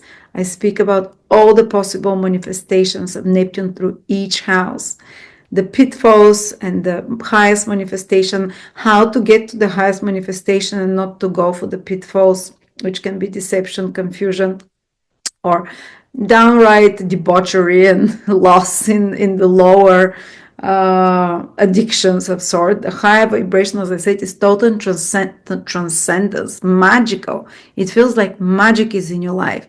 And I had such an experience with Neptune through the second house. It was like transcended all my expectations, financially, values, and everything. So Sagittarius, you experience it in regards to your love life, joy towards life. It's very magical. But yeah, check out this webinar, because I also cover all the possible aspects Neptune can be making in your life. Maybe square to your sun, opposition to your Mercury, or sextile to your Saturn, with again life stories, examples. It's my best-selling course. I'm very record sales. I'm with incredible reviews, so I'm very proud, and I offer it super cheap for you. So thank you so much, Sagittarius. Dive into the magic of this fifth house. It can be a lot of fun as well, not just stressful. So yes, I know Saturn's been stressing you, squaring you, but now this fifth house gets activated. So enjoy the magic. Capricorn, Sun, Moon, or Rising, March 2023. Capricorn, the month starts with Venus going retrograde in your fifth house. In your fourth house. But Mercury will also go retrograde in your fourth house in the middle of the month. And there'll be an eclipse in your fourth house, again around the same degree, around 9 degrees. Venus goes retrograde on 9. Mercury around 9-10 degrees, and the eclipse is at 9-10 degrees. So if you're a Capricorn around 7, 8, or even the first 10-11 degrees of Capricorn, you'd feel those planets the strongest, because they're going to square you, the eclipse, Venus, Mercury. So the December born Capricorns, they'll feel the impact in March the strongest. So they can have a bit more surprises, so to speak, because when a planet goes retrograde, or those born the first 10, 11 degrees, 12, which means your moon or ascendant is in those 10, 11 degrees, there can be some surprises. What it means, everything is going normal, especially in your everyday life. The fourth house is your family, your private life, or even your career, because they aspect the 10th house. In your public life, and there is surprise. You have to change something. Something is not going like you expected, but it might go even better, because you have to correct something, and the final result is even better. So this month is month of especially the earlier Capricorns, but even later Capricorns, because Venus, Mercury, and the eclipse are all happening in your fourth house. It's a cardinal house. It's important part of you, directly affects you. So there can be some changes with your personal life, for example. How can it play? Some of you might relocate, March, April as well. This is active, the energies transfer then. Some of you might make some changes in their home, they decide to renovate. But there might be some delays with two retrograde planets, so they keep changing. Oh, the color will be beige, no, it will be blue or whatever. There's this rearrangements of energies. Or then you might have been building a house and you need to change something, or you might be trying to buy or sell a house. There might be some delay with the contract, with the selling, but that might be good because you might do some improvements, some changes there that sells the house after that in April or May for an even higher price. So you see some of those things with real estate, with property, or maybe some repairs at your home, or maybe moving furniture, rearranging something that can happen, or rearranging the dynamics of your family. Maybe some things were not said between you and your parents, or between you and extended family, or your personal family, or people that you live with, that now can be brought up to the surface. Maybe you're not happy with how things are run in home, or the dynamics and the roles everyone plays there, and you have new rules now in your private life. But again, remember, all those planets are aspecting directly opposite your 10th house of career, so it can also mean with your public roles, with your careers, that there's some realignment, some changes, some adjustments that you have to get used to, and that can also impact your personal life in some way. But yeah, you might just, in a very positive way, turn back to the country you're from to visit your family, or a place you used to live before. Or you might decide that the place you're living now, you don't like it anymore. You need to change something, or you need to go back to a place you used to be before, or to start the process of researching what can be a better place or better living circumstances for you in some way. Or maybe you might have to repair something there. And I'll give you a very simple tip and remedy to go through those energies with ease. Maybe do some, because Aries, where everything is happening, is about action. So do some maybe spring cleaning around your house, or connect to relatives, so to parents that you haven't been connected with. But also, yes, there is a danger of some crisis to happen in the family. What do I mean? Maybe something that wasn't said that needs to be addressed, or with your parents, or, it is, there's easier and there's less easier manifestations. So you have to be prepared for each of them, like some conflict something needs to be talked out through, to be made more fair, to be made more just for both sides, more balanced. So ultimately, by end of April, the beginning of May, you might end up with much better place of living, much more harmonious relationships in the family or in your personal life, or some big decision that you took together as a family for some important change that you're going to do. Also, it might mean revisiting your childhood memories and past, and actually even eliminating certain relationships with family members who are being too toxic, or who are not being fair and balanced, if they don't want to meet you at the level you want to meet them, or if you don't want to meet them at the level they want to meet you. These are some of other potential possibilities. But also it's about deeper realizations about your past, about your ancestor patterns, about patterns that repeat all the time, that you might be able to eliminate and to restart your personal life. The fourth house is the foundation. What you step on, it's at the bottom. And if you haven't sorted, forgiven, spoken things with loved ones, or about your feelings, even if you don't have a life loved ones, maybe speaking with a psychologist about the past, about your family, about your raising, about how your parents always, what their attitudes was, for example, about money, or what their attitudes was about repeating patterns, about relationships, and how you're repeating them. You have a chance to really realize this on a deeper level and correct it, because that's the ultimate goal of a retrograde planet, to see it from an alternative perspective, to be able to forgive them, to see it from a higher perspective, and to correct it, to change those dynamics so you don't repeat the same ancestral patterns. And of course, if you do this internal work, there is an eclipse at the very end of the month in March, which will be active for 6 months after that. And it's an eclipse of new beginnings. It's new moon eclipse. It's very more powerful than a new moon, 3 times more powerful, because it's also an eclipse. It's with the North Node, which means that it's giving you the chance to restart your personal life, to restart the foundation in your life, maybe physically as well, externally, to have a new home, to start a new family, to settle down over the next 6 months, to become a parent, or to restart and to shift the dynamics again, to renew them, to renew their relationships with loved or close family members, to enter a new family, to welcome a new family member. But first you might have to clean up some of the misunderstandings there and some of the buried things. But yeah, even if it's not connected directly to your family, just Venus or Mercury squaring, or the eclipse squaring those first 10, 11 degrees of Capricorn can mean that, yeah, you might have certain plans, but you might have to reschedule, to redo something, to slow down, to re-examine something, to be prepared for plan B and C, to be a bit more careful with communication, because Mercury is square. After all, communication, passwords, devices, to make them more secure, for example, or to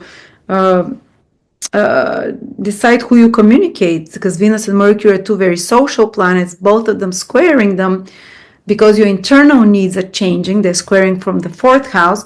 It can be like a sign for you that because your internal needs are changing, how you feel about things is changing, that can impact certain relationships for you, that can impact certain affiliations and connections with others, and who is in your life, and what rules you have for them, and but also it's about reconnecting with people from the past to straighten some things, let's say, or to restart some things as well. Then we have another big eclipse. This is a lunar eclipse in the middle of the month, right when Mercury is turning retrograde in your 4th house, and Mercury rules your 9th house where the eclipse is happening. It's a full moon eclipse. And we have to combine the meanings of the 9th and the 4th houses, because the Mercury turning retrograde and your 9th house eclipse, they're connected through the ruler. For example, because your internal values and your internal world and emotions, or some changes in your family circumstances, can make a shift where you live to be connected somehow to foreign countries, or relocation, or because 9th house is faraway places, or maybe some trip, family trip for some of you, retrograde trips, okay, or trip to a place that makes you reconnect with the past and with the roots and gives you answers. Or they can be some clashes of opinions. 9th house is your beliefs, and because also your beliefs are changing through this eclipse, which can reflect on the family harmony and how the family dynamics are. Maybe your perspective is shifting, you're letting go of old beliefs with this eclipse, because this eclipse of releasing, being freed from propaganda, from previous prejudices, from previous or belief systems that no longer serve you, way of looking at life that no longer serves you. And because of this, it can affect your whole personal plans for your life, and shift also your family, your personal circumstances in some way. Of course, be careful about fighting about politics or ideologies with family members and stuff like that. It is also some kind of a possibility. It can also be this 9th house is about beliefs, 4th house is about and programming, cultural, religious, or and especially family programming, breaking through the old molds. We see how these are combined, of family programming and disconnecting yourself from those and their ancestral curses, as we call them, repeating patterns, because your beliefs, you're dropping away years of propaganda and beliefs that are not serving you.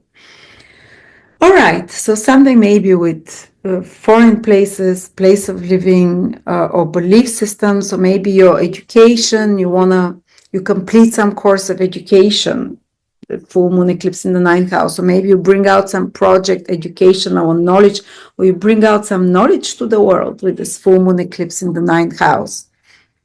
And then the last eclipse, as we said, is also in your fourth house. It opens this new opportunities for your personal life, to this rejuvenation, rebirth of the soul of your, like, even if you might feel that the carpet is pulled from under your feet in this fourth house of this foundation, new carpet is placed, a better, shinier, maybe flying carpet, because Neptune also joins the very last day of March. Oh, this party here in Aries. Neptune will be there for 6 months, then it dips out for 4 or 5 months back into your third house, and then it moves from 2026 for 13 years into your fourth house. So you're gonna get the feeling of what is to have Neptune in your fourth house. And ultimately, it's about transcendence, transcending the possibility of what it was, you felt it was possible. And that's about your private life. Maybe some of you might get the dream family, the dream house, the dream safe haven and place of living over the next 13 years. So maybe you can really transcend the old ancestral and parental curses and blockages that were holding you down. Neptune, of course, it's going to square Capricorn for the next 13 years. So there is a bit of a more challenging energy of it. Again, it's like pulling up the carpet from under your feet, but that's also about possibility to relocate to faraway places. This is how you dissolve the bonds to the ancestors as well sometimes, or creating your own magical foundation in life, whether it's with your cats, whether it's with your garden, whether it's with your brand new family or group of family that you feel like family, group of people that you feel like family, but to create a new vision, new ideal about this most sacred fourth house. Fourth house rules the true happiness, the sense of content, the sense of feeling you belong, the sense of feeling you are grounded. And Neptune wants to create, to dissolve the connection to the old, to create a new one, of new reality there for you.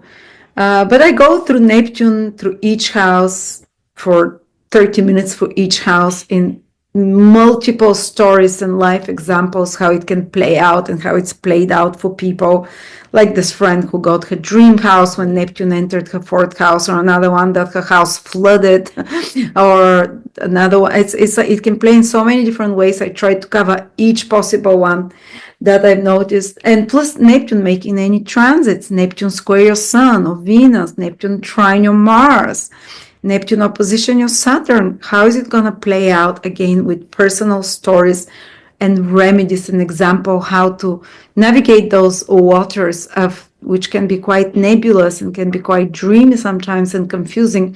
But what is the state of consciousness to keep, an attitude to really benefit the most from Neptune? It's only $20, that webinar, if you're interested. It's my best-selling and record-selling, actually, project that I brought out this year. I poured my soul into it, and I'm offering it. Usually it's $300 for 5 hours. This is $20 only. But yeah, Capricorn, just remember, there is this new horizons here with the full moon, because you're expanding your knowledge, because you're letting go of past beliefs. With this eclipse, there is new opportunities that will be presented to you. But first, you're cleaning up house, and literally do clean your house with Mercury and Venus retrograde in your fourth house. That will be very helpful. And cleaning up the old feelings and a restart on a deep psychological level that can bring more joy, fulfillment, a sense of happiness inside, truly. All right. And of course, Mars continues to be in your seventh house, opposing, but it's moving direct already. The last 10 degrees, well, actually from 17 to 23, 4 degrees, Capricorn, Sun, Moon, Rising, they'll feel the opposition from Mars. So there'll be a lot of activities through others. There might be a bit of a challenge that comes to them through others, but it's only to activate them to do something in a different way, or to get you moving in some way. So thank you so much, and may you all be blessed by the magic of the eclipses, your soul to realign, and of Neptune entering your fourth house. Aquarius, Sun, Moon, Rising, March 2025. Aquarius, the month starts with Venus turning retrograde in your third house on the 1st of April, and then Mercury turning retrograde in the third house on the 14th of April. And there is an eclipse then in your eighth house. And then there is Neptune entering your third house, and eclipse at the same day in your third house. So everything is here, this third house in Aries. What can we expect? Well, with a social planet, third house is social, connecting to others, daily meetings, interaction, business meetings, schedules. There can be Mercury and Venus here can throw a little bit of a chaos. So whatever plans you have, maybe March, be more flexible. I know you're a fixed sign, but March, be more flexible, because plans, graphics, whatever you've prepared, there'll be some surprise. Maybe an old idea that you haven't completed, something comes to you, so you change your plans and you start working on some business or other or written or spoken project or media project that you haven't completed, and you can put a lot of efforts to perfect it, to improve it, because Mercury and Venus always wants to make something more harmonious, more well organized, more efficient. Mercury, Venus, more valuable. So maybe if you've missed something, some third house project that you're working, say making a website, something to do with media, something to do with training, learning, teaching, something to do with a report, with writing a book, something to do with the business administrative or letters or passwords. So, all of those things, a third house. So it's good to be cautious not to give passwords away, not to click randomly on things in March, not to get it's like a hijack of or hacked into accounts or social media places. So try to be more cautious around that. And if there is any breach in your security, that's maybe you haven't secured it well enough. So Mercury and Venus wants to make you aware of that. So yeah, confidential information, try to be careful not to give it too much around that time.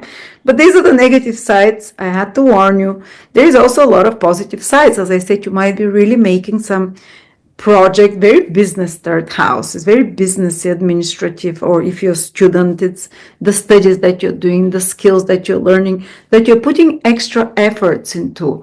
Because retrograde planets can mean sometimes it's moving slower, it's a bit harder, it requires extra efforts, but the final results in any communicative business media projects can be much more, or intellectual projects of any sorts can be much 3 times stronger by the planets, by the time the planets turn direct. So you might see the results from the middle of April and into May, that you end up with better communication abilities, with better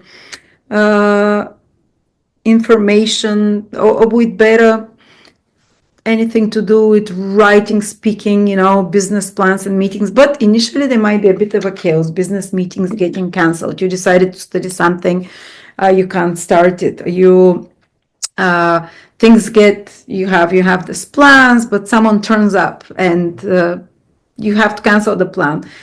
The good side of the third house is that people from the past you haven't seen for a while can appear. So that can throw on your plans. Maybe your siblings come to visit. Maybe relatives you haven't seen move back and you're involved with them. Or maybe some schoolmates or some friends, Third house, so people that you were connected in business before, associates that can come back from the past to restart a project together. You can still be very productive. I've often had Venus and Mercury retrograde in the third house before, and I reconnect with people that I used to work to before, because third house is associates, to do something in a small group environment, to correct, to edit, to improve some intellectual or media project or whatever. or business. But of course, there can be delays with that, some frustrations, going over it, you know. But again, always the final goal is to make it better. And that's why there is this delay. There might be also with documents, papers, important news that come back and surprise you as well, or documents and papers that you need to provide that you missed out on, or having scrambling up with some other piece of information and news that you need. But there is this energy of surprise there. There is this energy of something you didn't know about becomes known to you. When I had Venus retrograde there in the third house from ascendant, 8 years ago, yeah. That's like my whole plan, my whole graphic, everything got turned around, upside down. And I had to quickly reshuffle, automate everything, because the person who was doing all this, I stopped working with them. I found out some things about them. And I was first so stressed, going crazy. And then I was so happy by the time Venus and Mercury, they were both retrograde, actually. Again, around that time, 8 years ago, in the same area. I was so happy this done, because ultimately I really streamlined and organized my schedule much better, more efficiently, with much more power control, more honestly, more fairly, more justly. So even if they're stressful, believe me, it's for the ultimate good. What else? The third house is trips. Some of you might go back to places you haven't been in a while from before that you liked, short trips. But you have to be careful with cars, with keys, not to lose, with electronic devices, because third house rules all of those things. And some of you might even decide to clean up, as I said, passwords as well. Some of you might decide to clean up your social media. Third house is how you connect to others. You might decide what you put in your head daily. Like you might decide, I'm no longer going on Threads or X or whatever. I'm putting too much things that stress me in my head. That's really kind of a restart, what's the word? Yeah, reset of your mind with all this third house activity. And you're like, no more, I'm not going to put this. I'm taking a break from electronics or from, or even in your real life, you might decide to withdraw from some people, not to communicate with them. Yes, sometimes with relatives, with neighbors, with siblings, with people in your immediate environment, there can be some crisis situation when Mercury and Venus are both retrograde there, or people you work with, as I said. But it's only so you can improve if something is not really healthy there. Or sometimes you might really have to cut out some people. But that's a good time to spring cleaning of your brain, of your mind, where you put your attention. And your internal dialogue is the third house. To really pay attention, how do you talk to yourself? And you can do some internal work. The retrograde planets is internal work with repeat, retrograde, repeat. Add affirmations, like every day and everywhere I'm getting better and better. Like every time, instead of letting your mind wander around, worrying about stuff, beating down on yourself, start repeating things like, I attract abundance to myself, money flows easy to me, I easily overcome, whatever. Find the short affirmations, 2 or 3, repeat them. That's very good remedy for Mercury, Venus in your third house. And declutter your space around. Third house is your immediate environment surrounding, especially what you perceive through the years, what you read, what you watch. Pull back a bit. Also be careful with things you say, because you might have to retract back your words. So I'm always careful around such periods, especially connected to the third house, because you might have to eat your words back, or you just might decide, you change your mind about how you think about someone, something. So this is powerful. This is powerful in a good way. If you're doing some trips, unless it's going back to old places you've been, be a bit more careful in March.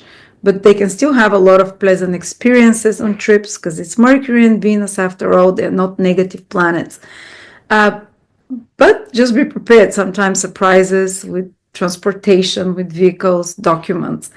And yeah, What else is third house? Siblings, as I said, people from the past connecting to you, restarting some project, taking some project, business project, bringing back life to it. But otherwise, it's very important spring cleaning of your brain, of your mind, of your communications, how you communicate. Even like someone who is like me, marketing, advertising, re-examining that approach, preparing maybe working on some project, researching, and then from the middle of April, launch it. Then when planets are moving direct, when you've tweaked and changed and seen from a different perspective how it can look, then release, launch, anything to do with business, with media, and so on. And last but not least, of course, there is an eclipse at the end of the month, exactly there again in your third house. So if you first declutter, you make space in your brain and with the people in your life, and then there is a brand new restart there for the next 6 months, because this solar eclipse is with the North Node. It brings something brand new there, so it can be like a new project, business project, new associates, new friends even in your life, restart of the life of a sibling, or in your relationships with neighbors, or even some kind of new adventure with studying and learning a new skill. Or actually, Mercury, Venus retrograde in the third house might be asking you to use extra skills that you have, to extra attention, 3 times more efforts to put you using mental skills or any other skills. So some kind of a period where you have to be focused for a longer period on using your skills. And then the final results, if you've put the extra efforts, will be 3 times better.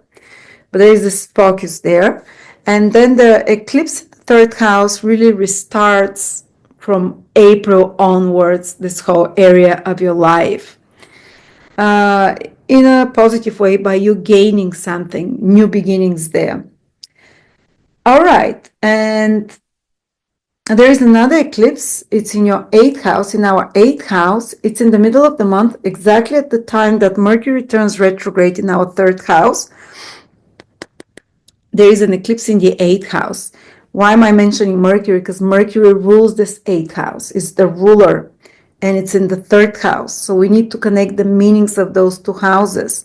First of all, eclipse in the 8th house with the lunar eclipse can be about a secret being really revealed, maybe some piece of missing information or secret or some confidential information that comes to you, because 3rd house is information, news that's kind of surprising, possibly, or kind of revealing, or kind of gives you deep answers about traumas, or about your psychology and your deep motivations, or about an intimate partner who you can trust, or it might be connected to topics, some information that comes about taxes, insurance, or inheritance that you have to, some papers or documents you have to do, certain communications or clarifying conversations you need to have about such topics, taxes, insurances, inheritances, or about mutual finances, partners, investments that you have together, the money of your partner, the money of your clients, or the money of your business partner, some clarifying conversations or renegotiations of terms, who gives, who takes, but some piece of information, or if you maybe have some development, some investments, mutual investments, could be in a trust fund, could be in a pension fund, could be in stock or whatever. This is 8th house. There can be some surprise development there. The need to let go of something, release some positions, or because this is full moon eclipse, release, let go, or release some source of income that comes to you through others, and substitute it maybe through your own skills, because 3rd house is self-made wealth rather than one that comes to you from investments or from other resources. Or there's this combining the meaning of the 3rd and the 2nd house in some way. Or maybe there is a payoff of some investment, some hidden investments that you've done that it pays off now in March, in April, in some way, because this 8th house is activated.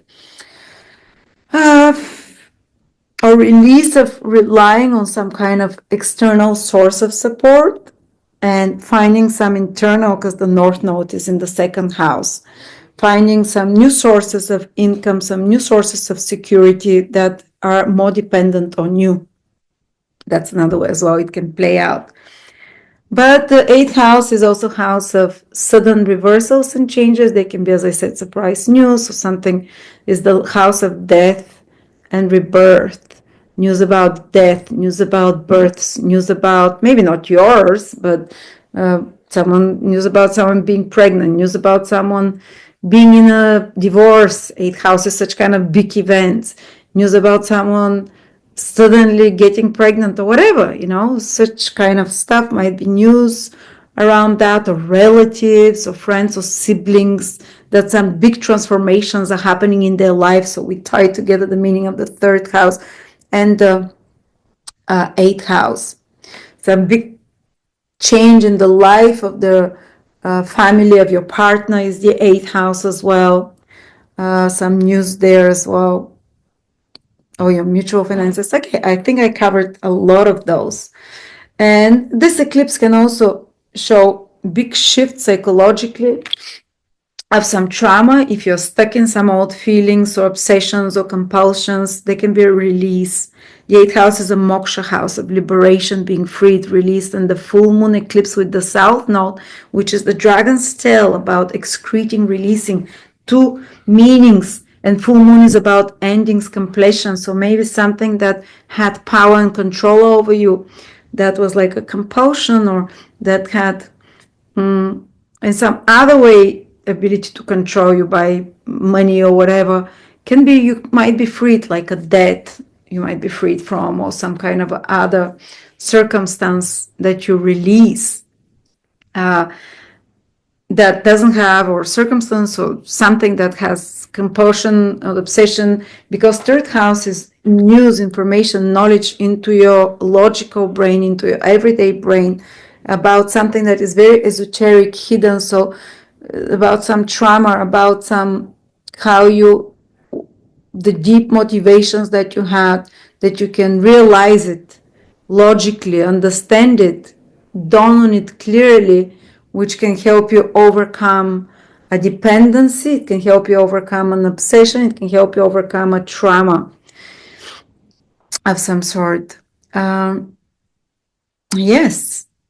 And then, of course, we have the new, after this eclipse, this full moon eclipse, in your eighth house, the new moon eclipse in your third house that we talked about, and on the last day of the month, pretty much around the same time as the new moon eclipse, Neptune enters your third house, Aquarius, and it will stay there for the next 14 years. Well, in October it will live for 4 or 5 months, and then 2026 it comes back for 13 years.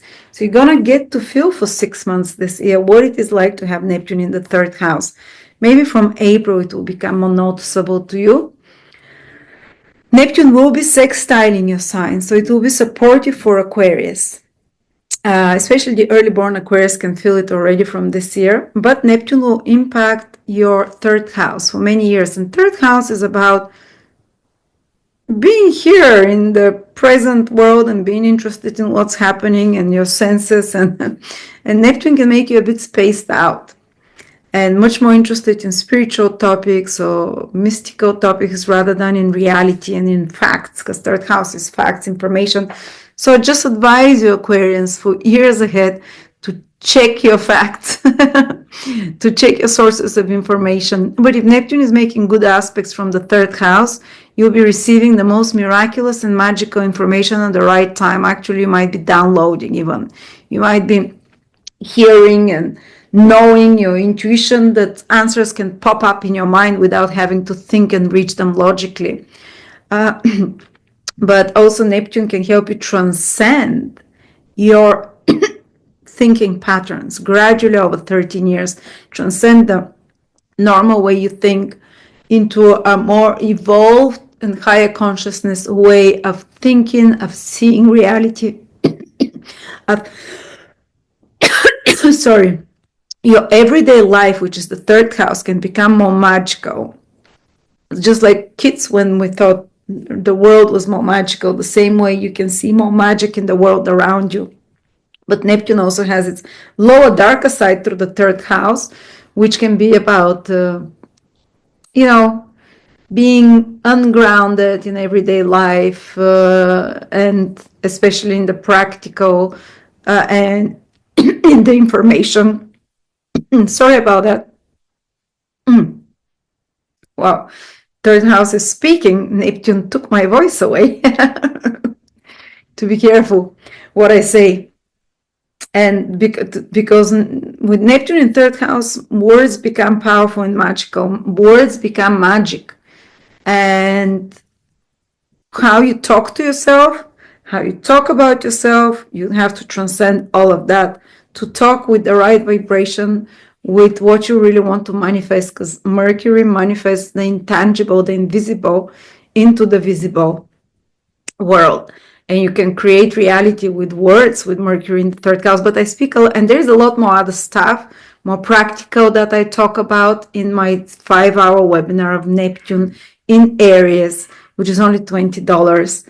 And any aspect Neptune can make, to whether it's sextile to your Sun, whether it's sextile to your Mercury, or square to your Venus, or conjunct your Mars, how it's going to go. Because even if you're, if Neptune is just sextiling Aquarius, I'm sure it might be opposing something in your horoscope, like Pluto or Uranus or Saturn or square. It will be making certain aspects over the next 13 years. And I show you which years exactly that will happen and how to be prepared. I give you real life examples, how to deal with that, how you can benefit, how to use remedies, how to avoid the traps of Neptune, because with treacherous Neptune, it can be very deceptive.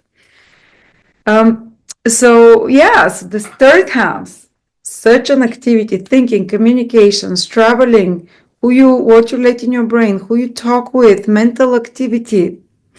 And this eclipse in the 8th house, they tie in powerfully together this month. And so may you have the right intuition, who to live in your life, who to remove, who are the right people supporting you, and what you need to eliminate. 8th house is the house of elimination, so you can be freer. And 8th house is the house of secrets, toxicity. This eclipse wants to free you from certain secrets, from certain toxicity, from certain toxic habits even, so to speak. So may you be blessed, Aquarius. Pisces, Sun, Moon, Rising, March 2025. Pisces, the month starts with Venus turning retrograde in your 2nd house on the 1st of March. And Mercury will turn retrograde in your 2nd house in the middle of the month. So we have the whole month here. The universe is kind of asking you to take stock of your expenses, where you put your money, how you budget, to reorganize your finances in some way, to look for alternative ways of doing them, or for ways that you have missed. Maybe something in your house or in your life has value that you have overlooked so far, or maybe a person, because Mercury rules people, the 7th house. Others can be very valuable with their skill, their knowledge, and you have overlooked them, and now you see them through a different perspective, and you start value them in a different way. And they can help you create more value in your own personal life. Venus also rules, Venus rules other people's finances. So they can be here, your partner's finances, or if you have money together with the business partner, for example, or money is coming to you through government or through external resources. Again, there might be some shift, some changing of direction there. Some adjustments that you have to do. You have to be quite flexible when it comes to valuables, resources. But it doesn't mean it's going to be bad, because these two planets are benefics, Mercury and Venus. They truly want to make your life easier, more harmonious when it comes to resources, to truly keep what is valuable rather than clutter your life or just be a servant to circumstances which just bring you some kind of financial security, but they don't truly give you internal satisfaction. And you're going to be re-examining at those things. So some of you might even decide to change some source of income. And you might use this time of the retrograde, the whole of March until the middle of April, to research alternative or different ways where your financial security might come or where to invest your money. I don't advise you yet till the middle of April to do some big shifts financially, in a sense, putting all your money or savings or into some investment, or to start to make money in a different way that's different to you've done till now. This is more time of reorientation, of looking at alternatives, of researching, to changing your mind about those topics, changing how you view them, how you talk to yourself about value and self and worth and money and finances. A good remedy I can give you for this is, second house is all your valuables, possessions around. When Mercury and Venus are retrograde, do a spring house cleaning, or just take your old things, donate them, give them or throw them out. Free space there.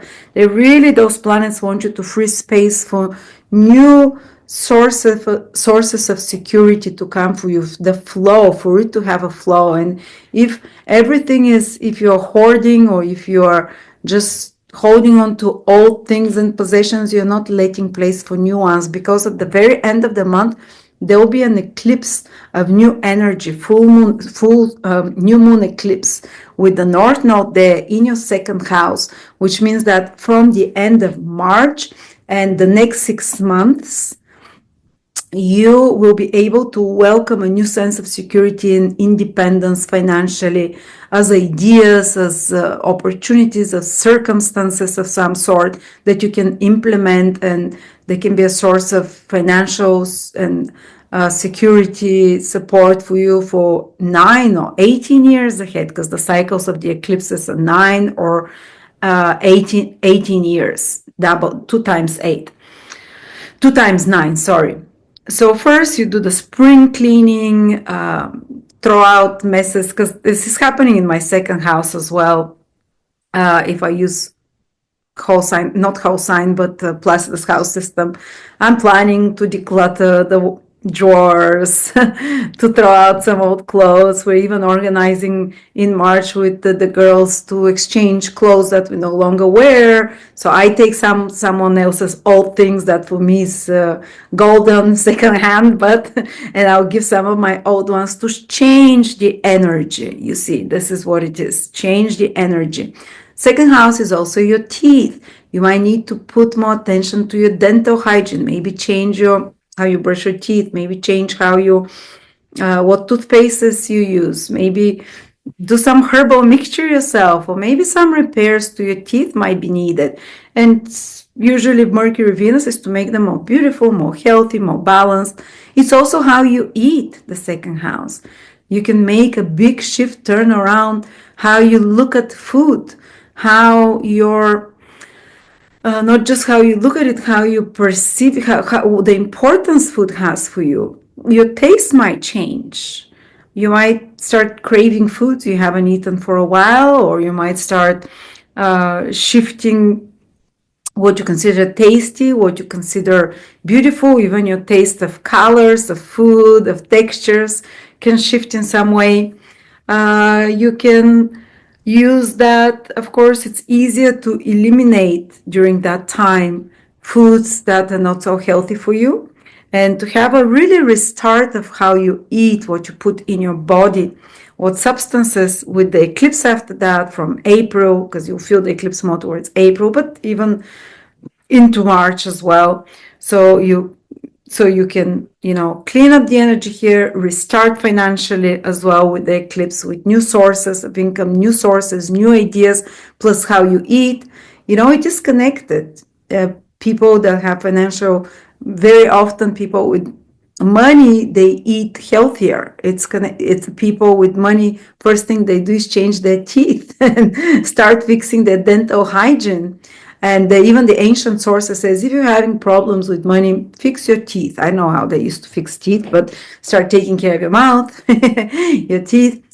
change your eating habits, and that also will change the vibration of your abundance and wealth, because all those three things are ruled by the second house of money. Also, you might revise your value. How do you price yourself? How do you might underprice yourself, or you might overprice yourself, and there is this pullback of money, of finances, of your value that you carry within yourself, how you evaluate yourself to be more realistic, more harmonious, the value that you can bring to the world. Also, you might tap back to some forgotten resources that you had. They might be actual, physical, tangible objects that you have, that you bring back, you revive them, you make them beautiful furniture, whatever, or clothes that you haven't worn that you bring back life to, or source of income that you've forgotten about, that you revive and that you work on for the next couple of months and month and a half, and make it more, make it bring results to you, but also eliminating old such ones. I'm sorry, I lost my train of thought. I got distracted for a little bit. Yeah, this is your self-value, self-worth, or working on some project, maybe some of you, for a couple of months during those retrogrades here, that eventually by mid-April, or from mid-April to mid-May, when Mercury and Venus are both direct into your second house again, so more towards end of April, most of May, where you're going to see a big financial payoff from that, big stabilization, but first it might feel like you have more expenses, or that you're dissatisfied with something about your paying, how you pay your bills, your finances, your material circumstances, and you need to change something there. Change how you think about it, how you do it, how efficient you are.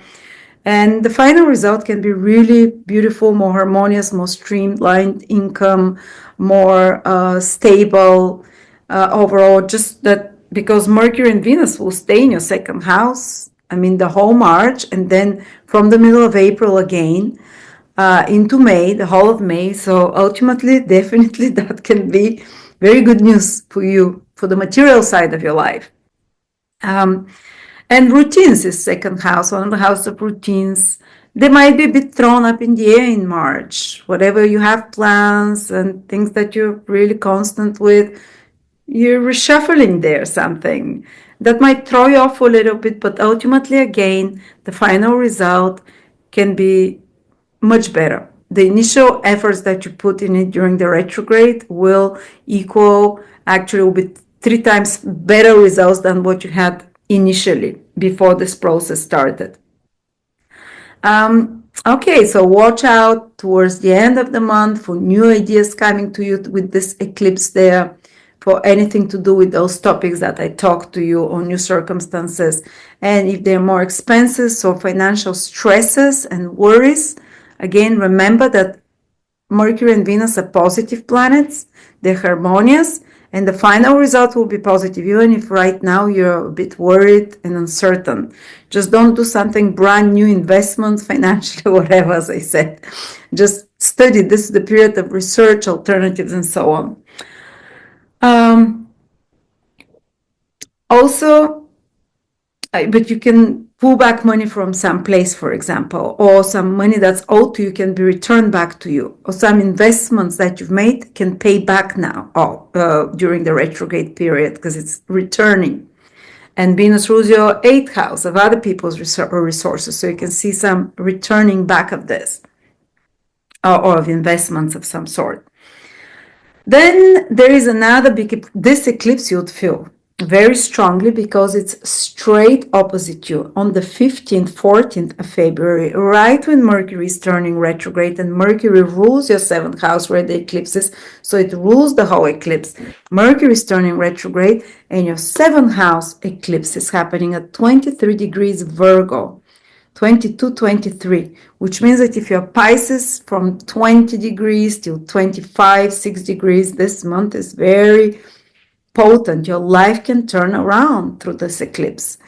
For example, if it's your sun around those degrees, it can be a turnaround, big change, big fated development with your career, or with an important male figure in your life, or with your goals in life. If it's your moon, those degrees, it can be your personal life or relationships or family or parent figures. That's some big change, fated development, for better or worse. It's always hard to say though.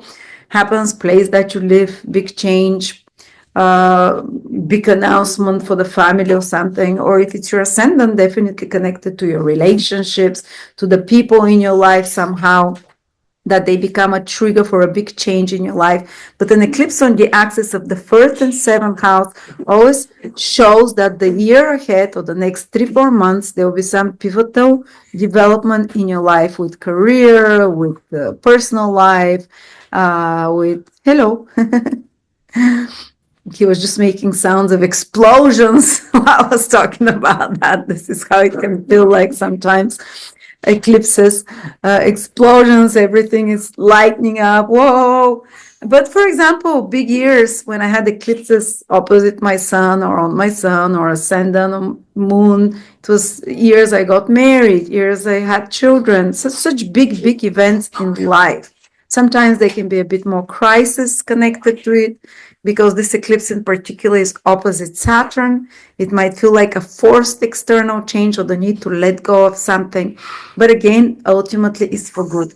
Some very important developments with relationships can happen for you, Pisces. For example, a person leaving your life because it's an eclipse full moon, to release, to let go, to let go of a relationship that no longer can grow. That's one way it can play out, the business or personal relationship, or some person leaving your life. Another way it can play out is that the relationship is taken to the next level, the next phase.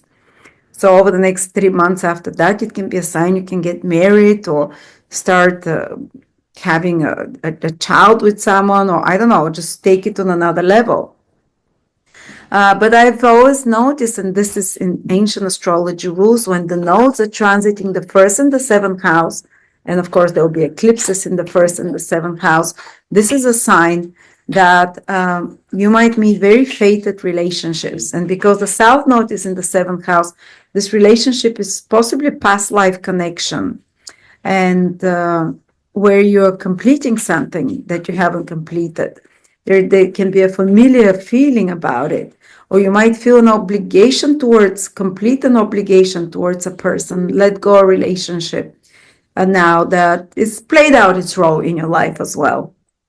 But yeah, there's this big focus, and maybe you start changing how you feel about someone, or involvement with someone, not always intimate, as I said. Because Mercury is also turning retrograde, your values are changing, or maybe something connected to some big development in a relationship or business partnership, because of money, because Mercury is in the second house, or because of how things are priced, or who is giving how much, or maybe you decide to do something together with your partner, some financial project, for example. That's another way it can play out. So that's the eclipse that is very, very defining for Pisces, this one. And it's activated through others, or from external circumstances. Seventh house is not always others, but it's kind of some external circumstances as well. And last but not least, at the very end of the month, there are last eclipse when it's happening in your second house, which is restarting, you're rebooting your finances, your self-worth. Your second house is about being self-sufficient. It's reboot there. Neptune is entering your second house. And I can tell you a lot about Neptune in the second house, because I've just had it for 14 years there. For me, it was transcending my limiting beliefs about finances. And Neptune can help you fulfill unimaginable dreams that in capacities you never even thought were within your range. Neptune is like this really transcendental planet that helps expand your consciousness to unbelievable levels before, but it takes 14 years. It's not going to be one day process. Neptune moves in Aries on the 30th of March, so that's it. You've transcended your limiting circumstances and beliefs about financial stability and about your financial situation. No, it's 14-year process, as I said. But for me, all my financial dreams were fulfilled. The limitations I had, which I always grew up with the feeling that with the propaganda and the repetition that money is, everyone who is rich, they win it unfairly, they do something bad. That's what my parents used to repeat all the time, because that was their reality. And I was really thinking being rich is bad, or being financially well off, not rich.